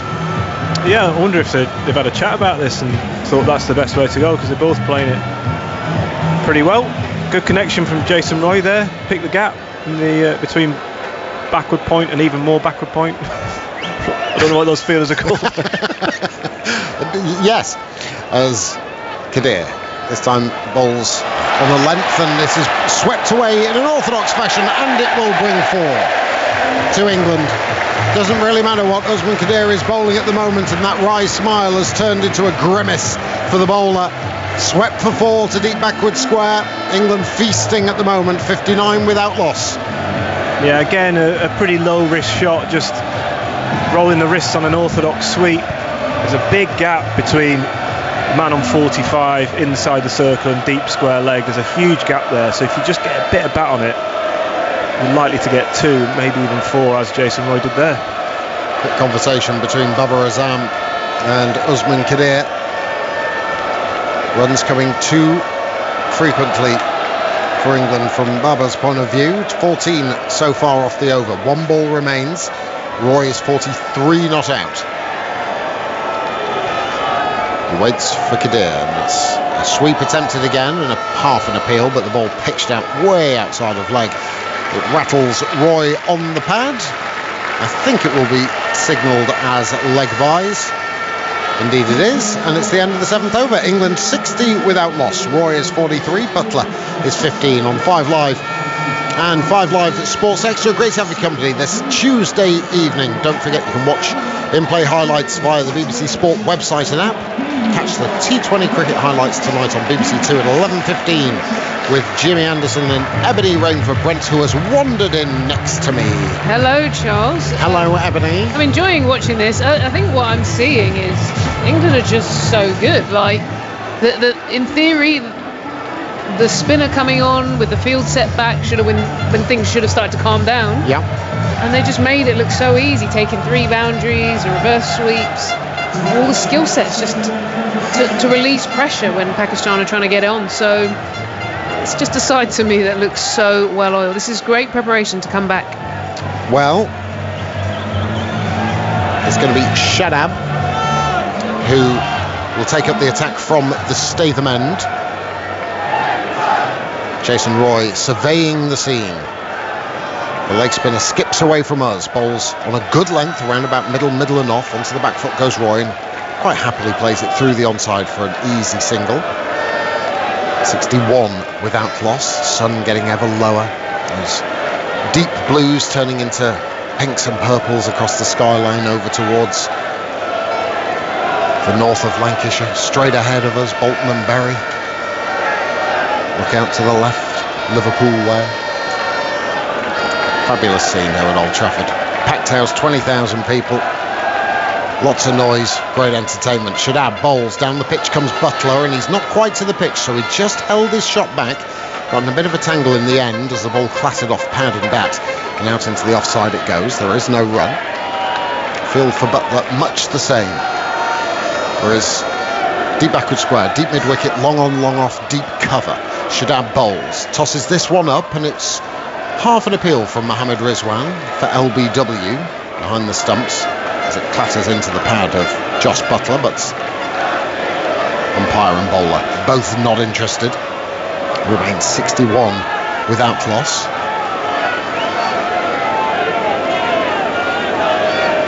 Shadab, number 7 on his back, little flashes of orange in his shoes as the ball is lofted high by Butler. Who's underneath it? Oh dear, oh Lord. Saheed Maqsood, who was running from cover, had the ball in the air for a long period of time and then just watched it fall at his feet almost. He didn't even go for the catch. Should have been taken, but he got himself in a muddle, and the annoyed look across the face of Babar Azam, his captain, tells you all you need to know about the attempt and the result. Butler should have been gone. As it is, he's picked up 2, and now he reverses Shadab down towards the 3rd man boundary for 4, rubbing salt in the wound for Pakistan. Butler moves to 21 off as many balls, and England 67 without loss. He took the phrase I was going to say out of the way. Rubbing salt in the wound. He did what he needed to do. He got the ball up above the eye line, got it ripping, got Butler surprised by the length, and ended up with a catch which should have been taken. He didn't move well, and now Butler's just eyed him up, seen the turn, and starting to manipulate the field for more boundaries. Babar Azam is not a happy teddy. Pakistan captain needs a breakthrough. Tosses this one up, it's gone high in the air. Is there a fielder underneath it? 2 are converging. It's Babar who takes the catch. I'll show you how it's done, says the Pakistan captain. He raced off the boundary edge at mid-off. It was spooned up by Butler. Tossed up by Shadab Khan. He toe-ended it. It was in the air for a long time, but Baba made the ground. And he had a sure pair of hands. The first breakthrough for Pakistan, and my, didn't they need one. 67 for 1 at the end of the 8th over. And Butler departs. Another beauty there from Shadab Khan, similar to the one that he skied the ball before, getting the ball above the eye line, getting the turn off the surface, surprising Butler with that extra movement. But I have to say, well done to Babar Azam. I felt like he told everybody, get out the way, I am the captain, and I'm not having this. I'm catching this ball. He really ran across the surface with some purpose there. And look, I think in terms of the target, there's a low target that England are chasing. What I would say, though, is these few balls here from Shadab Khan, he's had one over, but looked like if there's anyone who's going to have an impact, it could be him. So I would argue that Pakistan don't have enough time to wait around. I'd think about bowling him 2 or 3 at least on the bounce and see if he can open up the game for Pakistan. Well, Darren Milan comes out to join Jason Roy. A little pressure on Milan. 1 off 6 deliveries at Trent Bridge, 1 off 5 at Headingley, and that was after back-to-back ducks in one-day internationals after he scored a 68 not out in Cardiff. But you just feel for him that there is a little bit of pressure on him. Places are getting sorted in Owen Morgan's mind for the World T20 in the United Arab Emirates and Oman later on this year. Can Milan make sure that he is part of that 11? Plenty of cricketers over the last couple of weeks have forced their way into his thinking, none more so than Liam Livingstone. Moeen Ali back in the frame as well with his performance. Milan has a slip in place. It's Usman Khadir who will continue to start the new over, the 9th from the pavilion end, the James Anderson end, and Milan tries a reverse straight away, which he sweeps into the turf, and Babar Azam, the captain, at slip fields. I don't know, I might be tempted if I'm Babar Azam just to bring another fielder up, maybe to tempt Milan.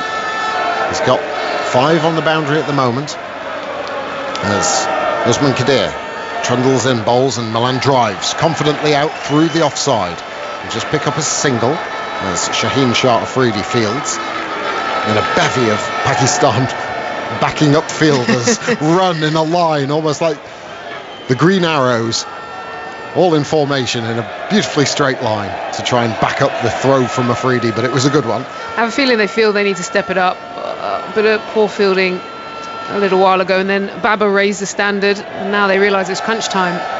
He's probably had a word in the huddle. Come on, lads, sort it stop out. running around the catches.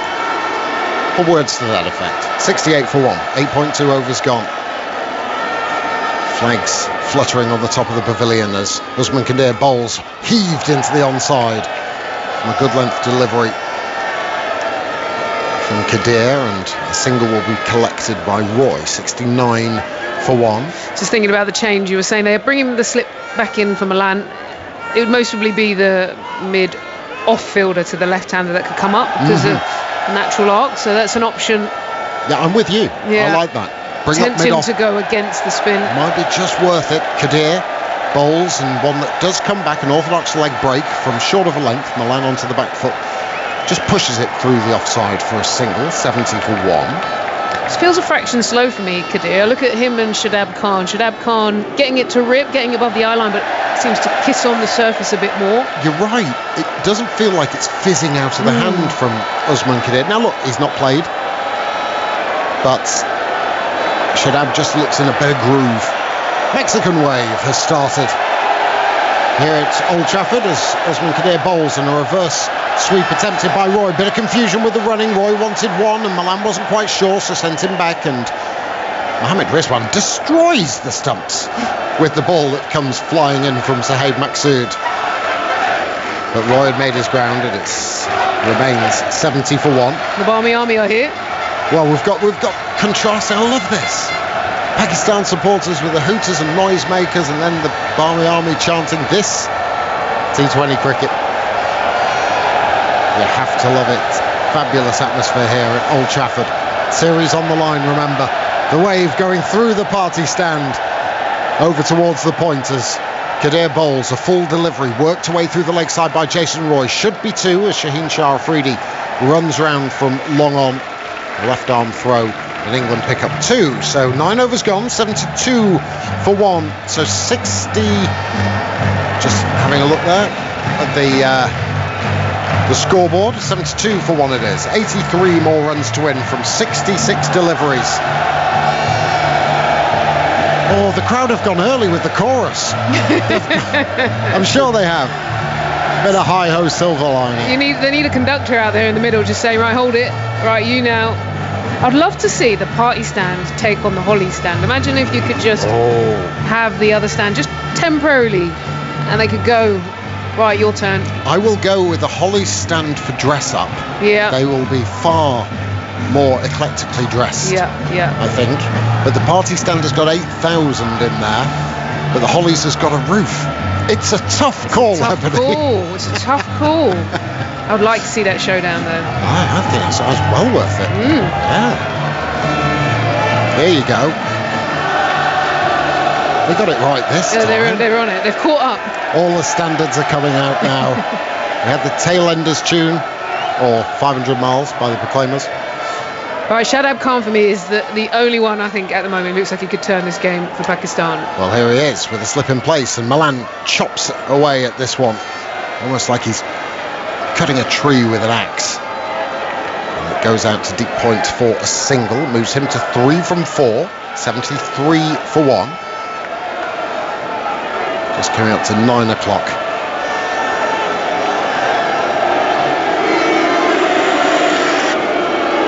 Shadab. There's no slip for Roy. It's 47 not out. He skips away from us. It's floated up and swept firmly and beautifully by Jason Roy in a lovely way to bring up your half century. He's played that shot very confidently today. He trusts the bounce here at Old Trafford. Lovely extension as well as he played the sweep shot.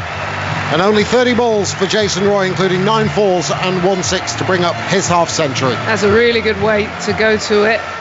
The full extension you talked about.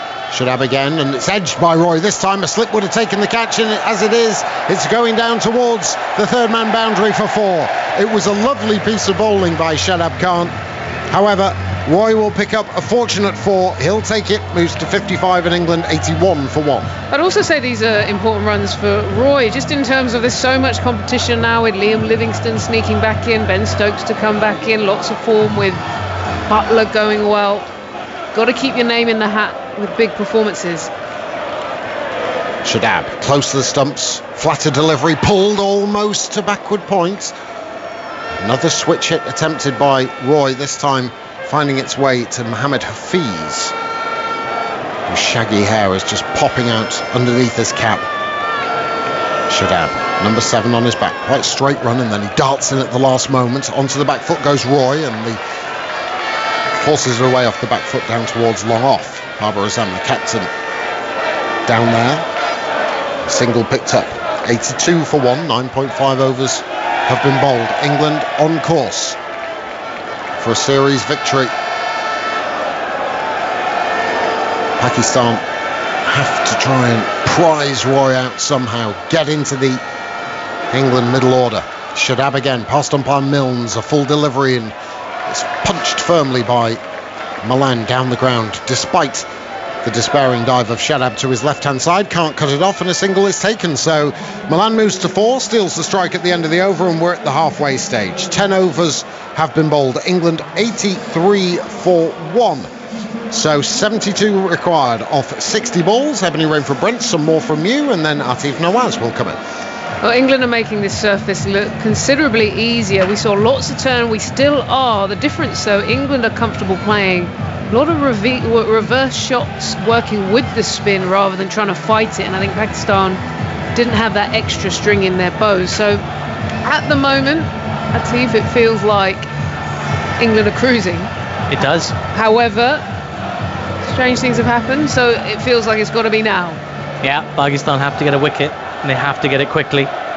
Jason Roy has been so destructive for England today. 56 of 33 deliveries so far. He's put England very much in the driving seat. Now then, Usman Qadir to continue. He's into Milan. gives that ball a lot of flight. Milan just dabs it to short third, and there is no run. Still got the slip in for Milan, haven't they? In a sense, he hasn't found enough rhythm yet, just getting to the crease. Yep, if you're going to put pressure on, you might as well do it early. Yeah. There's no point putting him in another defensive position. I think Pakistan sense that it's wicket or nothing right now. As in comes Usman Qadir. A bit shorter this time, pushed by David Milan. Out to the sweeper in the covers, single taken. So thank you so much to everybody joining us on 5 Live and 5 Live Sports Extra as we bring you coverage of this third IT20 between England and Pakistan here at the Emirates Old Trafford in Manchester. Crowd of 21,000 enjoying the action today. As England well on course to take this 3-match series 2-1. They need 71 more from 58 deliveries. In comes Usman Qadir. Big sweep shot from Jason Roy. Has he found the gap in the leg side? Oh, well, that's an appalling piece of work from Mohammad Hasnain. Wrong-footed, slips, falls, looks undignified, and most crucially, costs his team 4 runs. England 88 for 1. We're just seeing too many of these mistakes. We saw the non-catch in terms of the fielder not going for the catch. Here he's overrun it. He's run a good metre behind and then had to jump behind to try and stop it. These are the things that are the difference between teams at the top of the game and those who are trying to find some form. They're a very good team, Pakistan, but they're not stringing all the bits together. He grits his teeth sheepishly, does Mohammad Hasnain. As you say, Abs just did more than he needed to do there. England now needs 67 from 57. Well on top. Usman Qadir. In he comes again. Lots of flight given. Another sweep shot from Jason Roy. And this is going to beat the fielder at deep backward square leg. No dive from Hasnain this time. No need. It was always going for 4. Jason Roy on fire. 64 off 35 deliveries for him. England 92 for 1. Well, this is showing how good he is. He knows the gap. He either hits it in front and then the next ball decides to hit it behind the fielder. He's almost playing with him out there. He knows the exact angle he's looking for. Yeah. Another song joins the England playlist for the summer. Hey Baby. Not bad. In comes Qadir. Lots of flight given. This one's been up in the air. Has he got the distance to clear the fielder? There's a fielder under it. He takes the catch. Fakhar Zaman holds his nerve. Usman Qadir has a wicket. Wow. Is there a twist in the tail? Or is it too little too late? Either way, Jason Roy goes. England 92 for 2. Just having a look there, he just almost didn't quite get to the pitch of it that he was looking for because the ball's turning. If it didn't turn, that would have been fine. He could have hit through the line, but the ball just turned off the surface at the last minute. You could sense the Pakistani fans had their hearts in their mouth at that moment when the ball's swirling in the air, thinking, please, hold on, give us some hope. Maybe this could be the moment. So that could be. If Pakistan get in now, use the turn, tie things down, might be a little window back into the game. Yep, they'll need to think back to Leeds. Think about what England did. 200 runs on that pitch in Leeds. It wasn't the biggest score. It felt very chaseable, but England bowled so astutely, particularly in that middle phase to Pakistan's top order. Can Pakistan do the same thing here? Will this wicket turn their fortunes around? Usman Qadir has had to sit out most of the matches played in this country. Has watched his team play 5 games without him. Given a go today, as Pakistan opt for the additional bowler. He's got himself a wicket. Jason Roy knew that he was out the minute he hit that ball up in the air. He was shaking his head. Fakhar Zaman took the catch. There wasn't much celebration, just a lot of relief on his face when he took it. But that could still be a match-winning innings from Jason Roy. 64 off 36 deliveries. It's exactly what you want when you're chasing that middle-ish total, 155. Well, you get rid of one big hitter, you bring in Johnny Bairstow. Keeps coming, doesn't it? And the hits keep coming for England for sure. 92 for 2. 63 required of 55 as a fuller ball from Qadir has been driven out to the sweeper in the covers. They run back for 2. They make it well. Excellent running by David Milan and Johnny Bairstow. As Jimmy Vanderson pointed out a little bit earlier, they've used the size square of the wicket of this ground to great effect, England. Much greater effect than Pakistan did. 94 for 2 now. They need 61 from 54 to win this game. Still, I would say, despite that wicket, heavy favourites to do so. Yeah, every day of the week you're going to say in a white ball T20 game, 61 of 54 balls. It looks easy, and I think it's because of the amount of options they got. Are you feeling this song? No, I do like the song, but it's a surprise. Mohammad Hafiz is going to bowl. Ooh. We haven't seen Mohammad Hafiz bowl in a very long time. He tends to not bowl very often for Pakistan anymore. He was very, very effective for a very long time, and then was called for a no ball for his action. And since then, Pakistan have used him very, very sparingly. Well, this feels like an in case of emergency break Hafiz glass situation. Well, it might be. Look, he's an experienced player, 109 matches, and it might be Babo's gone up and said, listen, mate, we need to keep things tight. The ball's turning. Get us a wicket, keep things tidy. Well, see what he can provide. And Johnny Bairstow's going to face his first delivery, and he's got Mohammad Hafiz coming into him. Here we go. Hafiz in to Bairstow. Flight given. Bairstow turns into the leg side. He's off the mark straight away with a single. It's a bold call, though, isn't it? To go to a bowler you're using infrequently. I think the key is he doesn't want to go to the seamers. It's not that wicket. Maybe he's just saying, look, you can handle pressure moments. You know how to handle pressure. This is high pressure. Final game of the series. Well, T20 around the corner. Maybe he's just sort of leaning on the shoulder saying, look, I need you. He's not had the best string of performances here in England, Mohammad Hafiz. It's not a dead cert to be on that plane to the UAE either. He bowls a good length this time, but just punched down the ground by Milan for a single to long on. He's firing it in nearly 60 miles an hour. Bowling stump to stump at the moment. Let's see if he can keep things contained. A bit of pressure on Hafiz here as well. Babar Azam looks very stressed. In comes Hafiz. He bowls. It's a reverse sweep from Bairstow. There is a man out there, a deep point. Mohammad Hasnan gets the throw in. No mistakes that time. But a single take at England, 97 for 2. 58 required of 51. You get the feeling there's still some twists and turns to come. It would be befitting this series, really. That's been so closely contested. So exciting. Hafiz in once again. Just holds that one back, and Milan just defends to extra cover. Babar collects. No run. Milan's playing a measured innings. 8 off 10 so far. Hasn't played a shot in anger. Rotating. Hafiz in again, this time back of a length, and Milan finds the gap in the covers. He'll take the single. It's an interesting one here, isn't it? Because Milan doesn't need to do anything but knock it around. The flip side, I'm thinking of how we've seen the Livingstons come in and express themselves. Whether if this is his last chance in a white ball game before, does he need to show... There's another single down the ground to long on. Yeah, I don't know. Does he need to show the brand or style of England that they want? Or is it actually, let's just get it over the line? Wow. It feels like they're not taking anything for granted here, England, and looking to finish this job as professionally as possible. 99 for 2 after 12 overs. 56 more required to win from 48 deliveries. That Mohammad Hafiz over going for 5. I suspect we're going to see him again very shortly. But yeah, it's quite unusual, isn't it? As we've seen Liam Livingstone, as you say, express himself, play that huge knock in Nottingham, albeit in vain, and a very dominant innings in Leeds as well. He's down to come in at number 7.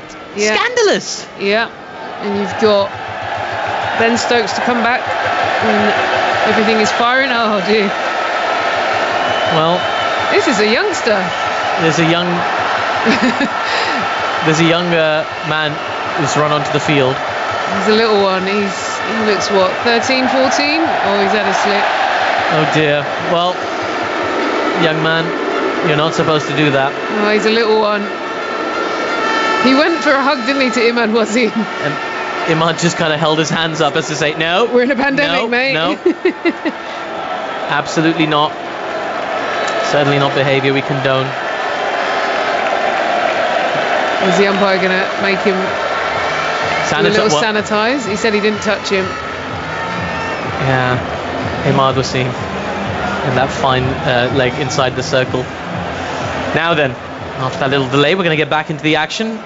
Usman Qadir in for his final over. He's got figures of 1 for 30 so far. Came back well after being swept all over the place by Jason Roy. He's got a slip in place as well as he comes into Johnny Bairstow. Lots of flight given on the leg stump though. Flicked into the leg side by Bairstow for a single. 100 comes up for England. 100 for 2. I was just going to say, sorry, Shadab. First of all, well done to England. 100 for 2. They look comfortable at the crease at all stages of this match. And just looking at 2 overs left from Shadab Khan, who I felt has looked the most effective all round. Still to come. I don't think you want to leave him too late into the game where England have won it. I think you get in where you can. In comes Usman Qadir once again. Lots of flight given this time. Attempted reverse sweep. Didn't get a hold of it, Milan. Under edges. And there's no run. The sun is setting here in Manchester. Is it also setting on the hopes of Pakistan? What a line. Not bad. Not bad. 55 required. You should work in entertainment. Well, you know, I've tried. In comes Usman Qadir now. Lots of flight given again. This time the ball takes an outside edge. It goes to that short third fielder. And they run through for a single. Imad Wasim very deep on the circle there. And Barber will be very displeased. He's been yelling at his fielders today. You don't see him that expressive very often. He's really been yelling at his fielders, trying to prevent those singles from happening. This England batting lineup doesn't give up. He's still got Moeen Ali to come. Liam Livingston, as we've said. Owen Morgan. Qadir in now. And the ball turns sharply. My word. Baba is not happy. He's just bowled a beauty of a delivery past the outside edge and he's still moaning. He's not happy with the performance of his side. Well, it's just gone a long way. It pitched just outside off and turned so sharply, almost past the wide line. Rizwan's done brilliantly to keep it in the end. Qadir in once again. This one's a bit straighter, a bit fuller. Johnny Bairstow pulls out the reverse sweep. And they take a single to Hassan Ali at deep backward square. And that, well, 2 deliveries to come. 1 delivery to come in this over. 102 for 2 now, England. Just taking their time here, England. Not being belligerent or over-attacking. Just trying to play the situation. They've got all the time in the world to make this happen. Pakistan knows the game isn't quite out of their grasp yet. In comes Abdul Qadir, and that's a fuller delivery. He's been lifted over the covers and is racing away to the extra cover boundary. Hasnan will come round. Some ironic cheers from the crowd there as he gathers the ball. The batters get back for 2. I called him Abdul Qadir. That's of course his father's name, Usman Qadir, completing his 4-over stint. Back in the side today. 1 for 35 for him. England 104 for 2. They need 51 more from 42 deliveries to win this game. Ebony Rainford Brent, you're on the spot. Are they going to do it? England? Yes. I think England are going to cruise this, I have to be honest. It's the quality of the batting that come. It's the shot options they have. They seem to have a good range more. The sweeps are coming out. The angles that they play into those deep pockets are coming out. So all round it's just felt they've been untested a lot. Pakistan persisting with spin here. Imad Wasim coming back into the attack. He's bowled 3 overs, none for 20 so far. 9 dot balls in that as well. Some more festive music being played here at Old Trafford. The crowd enjoying themselves. Well, I would say half the crowd enjoying themselves. Half a little bit nervous about possibly impending defeat. Johnny Bairstow, he's got 5 from 6 so far. He's on strike. In comes Imad, bit shorter. Bairstow attempts the cut shot, can't get a hold of it. Backward point in. No run. Bairstow practicing a similar shot. Imad Wasim will take it though. A dot in these circumstances. All day long. In comes Imad now to Johnny Bairstow. Bairstow has a big shot. It's gone high up in the air. The fielder extra cover getting underneath there. Takes the catch. Sohaib Maqsood makes no mistake. There is a twist in the tail. Johnny Bairstow has given Pakistan hope. Looking for the big shot. Miscuing. Catch taken. England 104 for 3. Excellent seam position there from Imad Wasim, who just comes with that left arm round, got a little bit out the surface and the outside edge. I have to say I was nervous because Sohaib Maqsood was not moving like an athlete. He was just kind of drifting back casually like he was on a holiday or something, and then finally got his hands up and took the catch. That was an important catch, because if there is something to turn, it is now. Yeah, it had to be then. And Imad Wasim delivers for his team. And brings to the crease England's player of the match from the second IT20, Moeen Ali. He's got a job to do here, just to get England over the line. A little bit of a challenge. You'd still fancy England here. 51 required from 40. Loads of time. Loads of time. Look at you. You're just calming everyone down, saying it's okay. Although if there's one more wicket, all of a sudden everything's going to get tetchy. Well, the sun is just starting to drift down below the horizon. And this game could heat up. The tunes are cooking. Yeah. Feeling these. It's a great atmosphere here at Old Trafford. It's rivaling Leeds.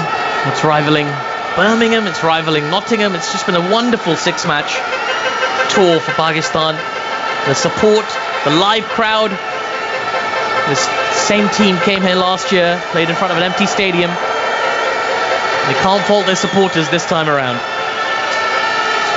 The noise is picked up, the air horns are going. 104 for 3, England need 51 from 40. David Malan on strike. And Imad Wasim begins his run in towards him. Lots of flight given, the ball turns past the outside edge. Through to Rizwan. Hello, okay, I was saying it should have Khan. Well, Imad Wasim has come in straight away. It's the angle of the seam for me that's working. He bowls at a good pace, then gets it off the surface to really rev and fizz. That one went right through the gate. Well, Imad Wasim fired up here.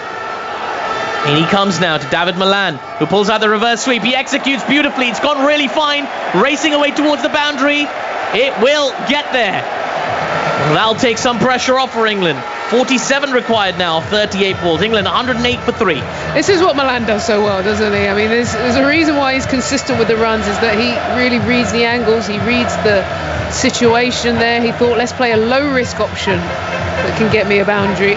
Fine paddle comes out, really nice. Imad Wasim just taking a moment, having a chat with his captain, trying to get his field exactly right. I have to say, this is the most animated and involved I've seen Babar Azam for a long time. They know they've got a sniff here, Pakistan. Roy and Butler threatened to take the game away from them. But they're still in with a little chance here as Imad Wasim comes in. Good length ball, beats the outside edge of David Malan. Well. 108 for 3 the score. 1 ball to come in the 14th over. They've got to back this up at the other end for me with Shadab. I think these two have looked the standout. In comes Imad once again. The reverse sweep comes out once again. It drops just short of Muhammad Hafiz at that short fine leg position. Single taken. Malan will keep the strike. He's got 17 of 18. Moeen Ali yet to face. England 109 for 3. They need 46 from 36. You'd still fancy them to get there, but feels like it's not quite going to be straightforward. It's Ebony Rainford-Brent is going to take a little break. Jimmy Anderson back alongside me. Jimmy, England have looked good here, but just a little bit shaky right now. Yeah, just taking the wrong option. A couple of I look at Jason Roy and Johnny Bairstow's dismissal and think, do they need to do that at that stage of the game? But that's the way this England team play. They're aggressive. They want to get on with it. You think that, we knew the spin of Pakistan was going to be the difficult bit in this sort of the middle overs of this innings, and it's proving to be that. Muhammad Hafiz has come into bowl again. He's going to bowl a second over. He's not bowled very often for Pakistan of late. It's been a very long time. Crunch situation. And he comes now to David Malan. Cramps him for room. Dot ball. There's some cheers around the ground for the dots now. It's going to be a bit like that, with England needing 46 of 35. What a dramatic finish to what's been a massively entertaining series. Hafiz in once again, bit straighter this time. Malan works it into the leg side. They run through for a single. There's an opportunity at the non-strikers, and throw doesn't connect. Malan makes it. England 110 for 3. 45 required of 34 balls as Moeen Ali feels like he's been out there for an age, Jimmy. He's only just taking his guard. Yeah, he's not had the strike for a bit, so we want to feel a few bat and ball first to try and get the pace of this wicket. In comes Hafiz now. Lots of flight given. Moeen just pushes to extra cover. Another dot ball from Hafiz. He just managed to put the brakes on a little bit here, Mohammad Hafiz. 6 of his first 9 deliveries so far. And he comes again now. Again cramping Moeen Ali for room, who can just work it wide of the fielder at mid-wicket. They take a single. England 111 for 3. 42 required from 32 balls. I'll keep bringing that equation to you. It's very dramatic. There's a tension that's fallen over Old Trafford. A beautifully illuminated Old Trafford with the floodlights lighting up this ground. In comes Mohammad Hafiz now. Shorter this time and cut by Dawid Malan. After the man sweeping in the covers. Single taken. Mohammad Hasnan made no mistake. He's already made one embarrassing misfield today. They want to make extra careful with every opportunity. 1 ball to come in the 15th over. Mohammad Hafiz is going to come into Moeen Ali. He bowls Moeen Ali down the ground. He's bowled him! Mohammad Hafiz has bowled Moeen Ali. Pakistan are right back in this game. Well, just as you thought England was sure to get over the line, there is yet another twist in the tail. It's come from the arm of Mohammad Hafiz. Moeen Ali going for a big strike down the ground. He misses it. England 112 for 4. 5 overs to go. 43 runs required. Jimmy Anderson, how tight is this game? Tell me. And then you're going to be joined by Charles Dagnall. Yeah, that's very Moeen Ali-like. That shot looked quite ungainly. Came down the pitch, looking to hit over the top. It's just that the lack of spin actually did for him that time. It skidded on underneath his swinging bat. Cannons into middle stump. It brings Owen Morgan to the crease, which should settle the nerves of England supporters. Getting the captain out there, his experience, his quality, having him come in at number 6 in this batting lineup could well save the day for England. Well, it's a completely different complexion on the game now. It's a cluster of wickets, and now England yet to see Liam Livingstone appear as well. Still in the hutch. Owen Morgan, the captain, coming out to join Dawid Malan. 112 for 4, 43 required of 30 deliveries. You know, Pakistan faithful in the crowd making themselves heard, and why not? Shadab Khan is returning to the attack. He's bowled 2 overs, 1 for 18. What a time for him to return. Malan 19 from 21. Almost all under artificial light now. Pocket of Pakistan supporters waving their flags and chanting in the party stand to our left-hand side. Shadab starts a new over, tosses it up. Malan drives straight to the fielder at extra cover, no run. 42 to win from 29. The field, deep point, long off. Long on, deep mid-wicket, deep backward square. Shadab skips away, a little wider this time, and Malan tries to cut the ball, doesn't connect, and into the grateful gloves of Mohammad Rizwan. 43 from 28. Balls ticking away, runs aren't. Shadab close to the stumps, and now he'll get a run, working it through the mid-wicket region. Malan thought about a second, but not with the on-rushing fielder Fakhar Zaman coming in from mid-wicket. It'll just be 1. And that's all they've managed to achieve off the first 3 deliveries of this over. 42 from 27. And now Morgan on strike. Yeah, you can see the tension just in the Pakistan fielders as well. A little bit of sort of, obviously energy, but it just a bit of tension. There's an effervescence about them, isn't there? A bit of fizz in the body language. I quite like Rizwan behind the stumps, just trying to calm everyone down. They've got it under control. Let's just calm things down. Morgan takes his time and now is ready to wait for Shadab. His first delivery, he punches through the leg side. They think about the second again, but Babar Azam leading by example, coming in from mid-on, and will restrict it to 1.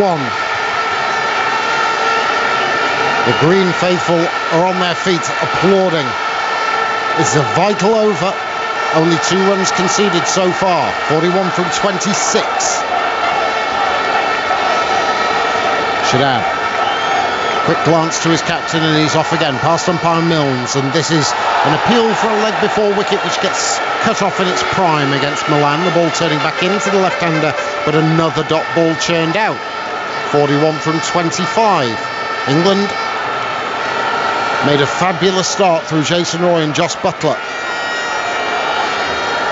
As Shadab bowls once more and Milan works this through the mid-wicket region again. Now Fakhar Zaman's coming in. They're going to have to be quick. The throw is weak though. It's accurate, but the throw wasn't strong. And it allowed Milan to come back for a second run. But overall, that is a very fine over from Shadab. Only 4 runs coming from it. The equation with 24 balls left is that England need 39 runs to win. Yeah, very good over. Considering his first 2 overs went for 18, just 4 off that one. I think that we're sort of seeing why there are question marks about David Milan against spin. You know, he's not as free-flowing maybe. Yeah. He struggles to just work it into those gaps and can get tied down at times against spin. And we've seen that a little bit tonight. And I feel like the emphasis is going to be on Owen Morgan. If England are going to get close to this, Owen Morgan needs to come to the party. Are you a little surprised not to have seen Livingston? To be honest, I'd want the 2 experienced players coming in, 5 and 6, Moeen Ali, Owen Morgan. I think you need experience. Yeah, I think you need experience in this stage of the game. Understood. Mohamed Hafiz. It is from the James Anderson end towards us with this skiddy off spin. A reverse attempted by Owen Morgan. Hafiz appealing for leg before wicket, but in conversation with Mohammad Rizwan, maybe getting a little bit overexcited. That said, another dot ball. England not knocking these runs off quickly enough. It's 39 from 23. Morgan surveys the scene in front of him as he waits for Hafiz, who tosses one up, and a reverse sweep played by Morgan. Doesn't get all of it, and it just trickles down to Imad Wasim at short third man, and a single taken. 38 from 22, 117 for 4. Short third man, backward point, almost like a deep gully on the ring. Extra cover, short fine leg. They're the 4 fielders inside the circle. All the rest of them on the boundary edge as Milan makes room for himself, drives hard, but only as far as extra cover. Another dot ball, and now the pressure firmly on England. Pakistan rising to the occasion here. They're strangling England here. There's no get-out shot for them. Hafiz bowls short, pulled away by Milan, and that is the get-out shot England needed. It goes to the boundary for 4 at deep mid-wicket, bisects the fielders at deep backward square, and cow corner, and a welcome boundary. 34 from 20 is what's needed by England, just dropping a fraction short. Yeah, they needed that. I think England needed that, and David Milan needed that. He's really struggled getting the ball away in the last few overs, so to get that sort of short length and rock back and be able to pull it through the mid-wicket region, I think that's really helped. Didn't quite time it, but got enough on it to go for 4. Placement good as Hafiz bowls, and forward comes Milan, punching it through the offside. Will just get a single out to long off, and brings Morgan back on strike. 33 to win from 19. England 122 for 4. Morgan more than happy to take his time, just wandering over towards square leg, and now ready to face up to Hafiz, who shuffles past umpire Worf, and this is carved away by Morgan, short of a length. It's a really well placed shot from Morgan. Clever cricket from the England captain. Looked to come forward, then shuffled back, made room for himself on the leg side, and hammered it through the offside to the boundary for 4. And a much needed boundary at the back end of the 17th over. England 126 for 4. 18 balls remain. They need 29 runs. Yeah, that's released the pressure there. You'd expect England, as a team, you'd expect to get 10 and over in the last 3 minimum. Yeah. So they're in a decent position. It's just whether this pitch is getting a little bit more tricky to score on, a little bit too slow. seeing Hassan Ali come back into the attack. He's going to use those change-ups that he used so successfully earlier on, taking the pace off the ball. Yeah, his 2 overs have cost just 9. Shadab has another over to bowl. Mohamed Hafiz has another over to bowl. Shaheen Shah Afridi another option. There's 3 overs remaining. Hassan Ali has been given the task from the Brian Statham-end. He loves the big occasion. Just watching him warm up down below as he's hurtled the ball towards Shadab Khan in his warm-up. No problems getting loose for Hassan Ali. He then has a chat with Shadab, who pats him on the backside, as Shaheen Shah Afridi and Babar Azam also in conversation, allowing Hey Jude to ring round Old Trafford. Stewards in their white bibs line the boundary edge, cracking up to a grandstand finish here on 5 Live and 5 Live Sports Extra. Hope you're enjoying wherever you're listening to this, as Milan waits now for Hassan Ali, who'll come round the wicket. Right arm quick bowler, change up first up. The quick hesitation between Milan. A direct hit would have been interesting. It's shy at the non-striker's end, doesn't connect, and Milan is through for a single. But there was just a moment where the conversation was a little bit skewed between Milan and Morgan. Hesitation in the middle of the track, but all is safe for England as they pick up a single, and it's 28 to win from 17. You'd think they'd have a better understanding than that, the years they had together at Middlesex. But a bit of confusion. I think at this stage, with the fielder, all the fielders are on the edge of the circle, so if you get bat on it, it's got to be a single. You've got to just set off, get your head down and get to the other end. Mid-off is up inside the circle. There's a deep third man. Fine leg is up as Hassan Ali goes round the wicket, picked up beautifully by Milan. Has he got enough on it? Is he going to be caught? It's 6! Fabulous shot from Morgan. Round the wicket came Hassan Ali. He darted the ball in towards his leg stump. It wasn't quite Yorker length, and just a flick of the wrist from Morgan sends it sailing over the head of deep backward square, only by millimetres, but just enough. 6 runs to England, 133 for 4, and now it's 22 from 16. Yeah, a shot we've seen a lot from Owen Morgan over the years, holding the bat right at the top of the handle, just flicks the wrists, gets the length and line that he likes, sort of angling down the leg side. He can just flick the wrists and help it on its way, gets enough of it just over the deep square leg fielder. I didn't see the speed of what Hassan bowled, but to me that looked like a full pace delivery, and as you were mentioning, I just wonder if we'll see another one. It was a full pace delivery, and goes into the slot, as we see on the lines given on the pitch on our TV.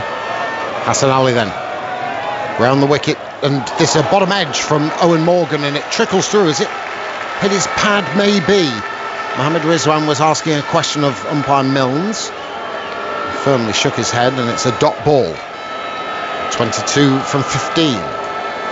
Yeah, that was the off-pace ball, the off-cutter, and Owen Morgan, early on the shot, just catches the toe of the bat. It's good. That's clever bowling after a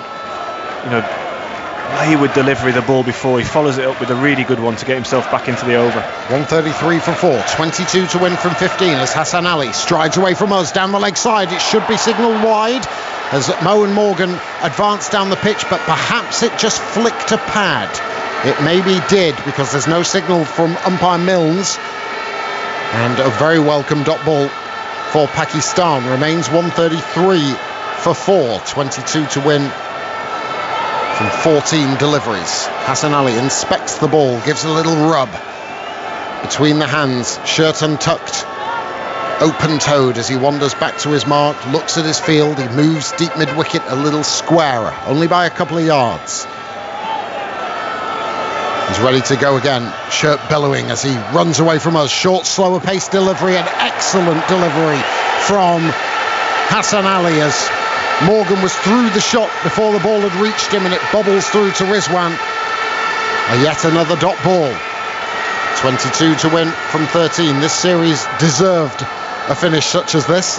There's been some cracking cricket played in the first 2 T20 internationals. Firstly at Trent Bridge, where Liam Livingstone blazed it around, as did Babar Azam and Mohamed Rizwan. Pakistan victorious on that day at Headingley, Josh Butler provided the pyrotechnics, as did Moeen Ali and Livingston again, as England managed to get one back. It's 1-1. This is the decider. Morgan is all the way over to off stump. He's picked this up. It's gone a long, long way. Has it got the legs? Yes, it does. For 6.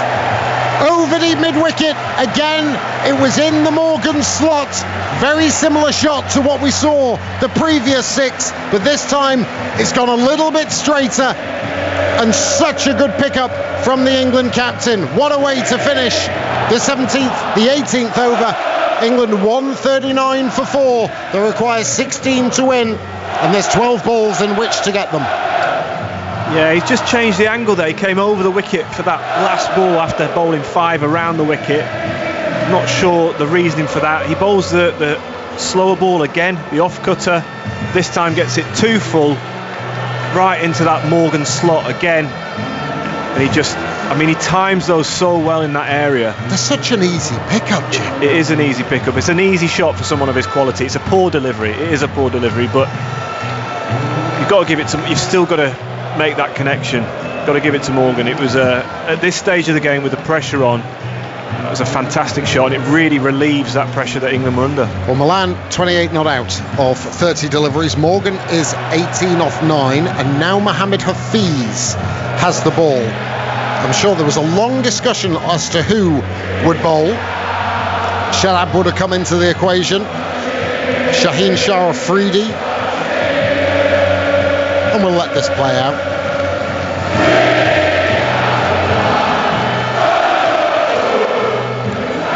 The flames firing up in perfect rhythm with the crowd. 16 from 12. First delivery from Hafiz is edged by Milan, just too short third man. It'll be a single to Imad Wasim.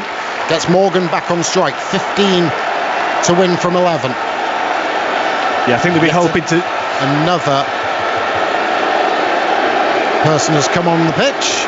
That's our third. I think they'll be trying to get some dot balls on David Milan there. That's why Hafiz has bowled, but getting off strike first ball. That's Owen Morgan back down there, and he's a stronger player of spin, so you'd expect Owen Morgan to try and. I wouldn't be surprised if he tries to finish this over, to be honest. Yeah, well, that's usually the form in T20 cricket, isn't it? They try and finish it by the 19th, or at least get as close as they possibly can, so there's much less pressure on the final 6 deliveries. It's 15 to win from 11. The culprit has been grabbed and firmly marched off. 140 for 4. Beautiful colours in the sky now. Rich blues and pinks and purples.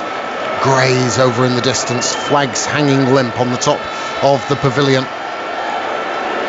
Everybody on the point balcony peering over, trying to get as best a view as they possibly can as the traffic wanders slowly by on the Talbot Road behind the pavilion. England flags draped across the railings on the Hilton Hotel on the far side of the ground, and Hafiz is ready. Round the wicket he comes. Morgan tries a big hack across the line. It just catches a pad or perhaps a little bit of an edge, and it skews down to Imad Wasim at third man inside the ring. It'll just be a single. 14 to win from 10. Pretty good over this so far. Good start to it. Anyway, the first 2 balls, I think they'll take that. Pakistan 2 singles. I think they feel like they need a wicket just to really get themselves back into this game. Milan on strike. Waits for Hafiz. Bowls a slightly slow delivery. Down the ground comes Milan. Hammers it away, but it only finds the fielder at long on. Oh, and a sloppy bit of work. I think it's Shaheen Shah Afridi as well. He allowed the ball to bobble a couple of times. Was too slow to pick it up and throw it in, and he chastises himself on his way back to his mark as he allows England to go through for 2. 12 to win from 9. Milan waits for Hafiz. Comes in, and Morgan, with his bat firmly in his crease, as Hafiz stopped in his run-up. Just making sure, keeping Morgan honest, and he was. Hafiz once more. Flatter deliveries, bowl Milan! Going back to try and cut it. It skidded on and clattered into leg stump. Showing all 3 to the bowler. And Milan has to depart. The wicket that James Anderson called for has been achieved by Mohamed Hafiz. It's been a very good over. And maybe that bit of sloppy fielding from Shaheen Shah Afridi has played into Pakistan's hands. Milan goes. It's the 5th English wicket. 143 for 5 now. A valuable wicket, a valuable dot ball. England required 12 off 8.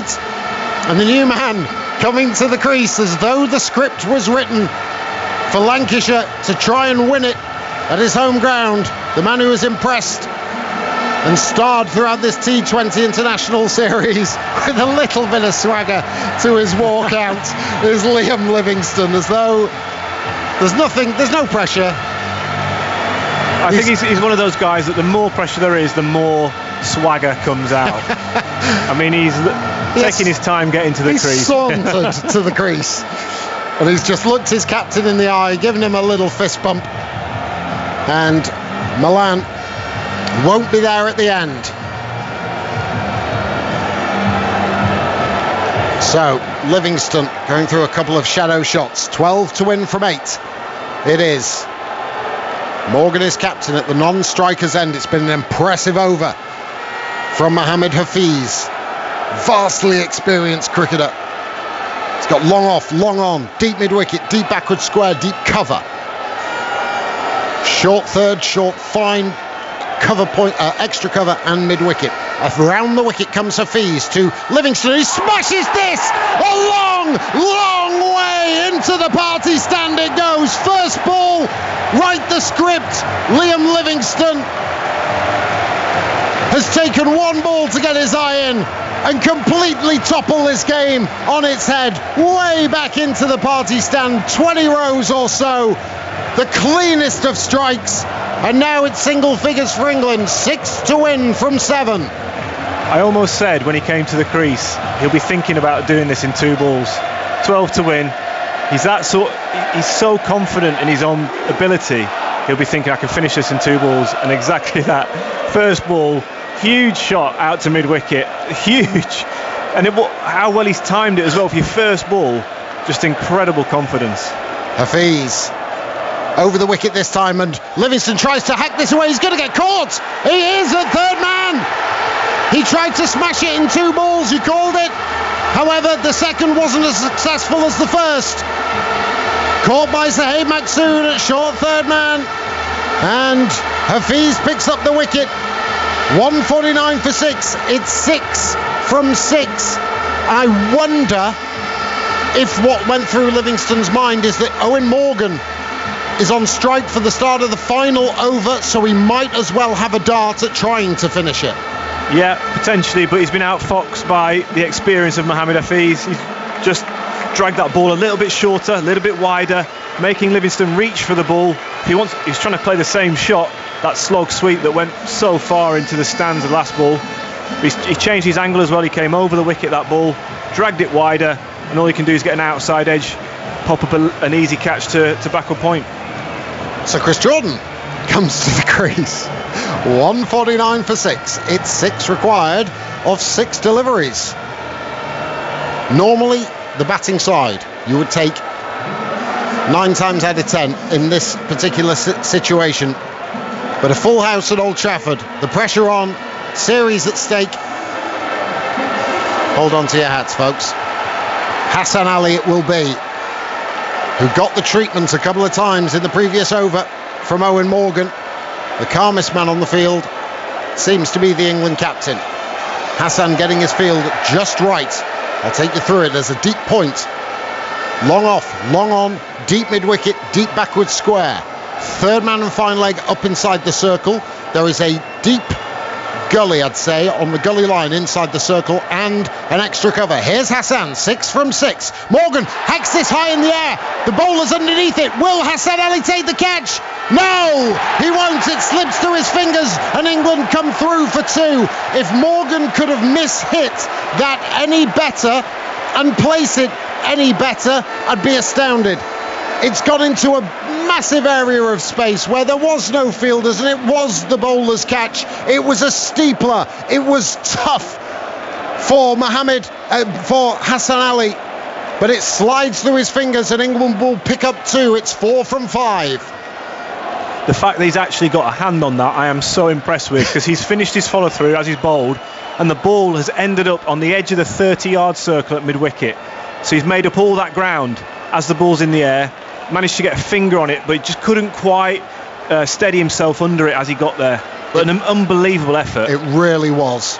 I mean, there was no way that he should have. It was such a tough ask for him. Here's Hassan Ali then, 4 to win from 5. Short, pulled by Morgan. Has he pulled it for 6? No! Shadab's underneath it and takes the catch! The England captain goes. Hassan Ali celebrates with his classic outstretched arms. He's pumped up. Pakistan are, as are the supporters. Morgan tried to finish it with a flourish. It could only go down the throat of Long On, and Shadab Khan pouches an easy catch. And yet again, a late twist, a wicket, a dot ball. 4 from 4. David Willey comes out to join Chris Jordan. Yeah, it's bonkers. Trying to finish it in style. Going for the big shot, gave himself room outside the leg stump, came down the wicket a touch as well. Brilliant bowling from Hassan Ali, drags it into the pitch, follows him, tucks him up for Morgan. Morgan gives himself room to try and free his arms so he can have a free swing through the ball, but he tucks him up with the length and line that he bowls, and he can only manage to get it 3/4 of the way to the mid-on boundary. And at some stage they're just going to try and do it in singles, surely. But it's going to be interesting to see what Jordan does here. I can't imagine he's going to do the same thing and try and finish it with a big one. No. I think now we'll see a little bit more. I don't know. To be honest, I've stopped guessing. Such has been the nature of this final 3 overs. 4 to win from 4. Jordan on strike. Floodlights beaming down here at Old Trafford. Still don't know which way this is going to go.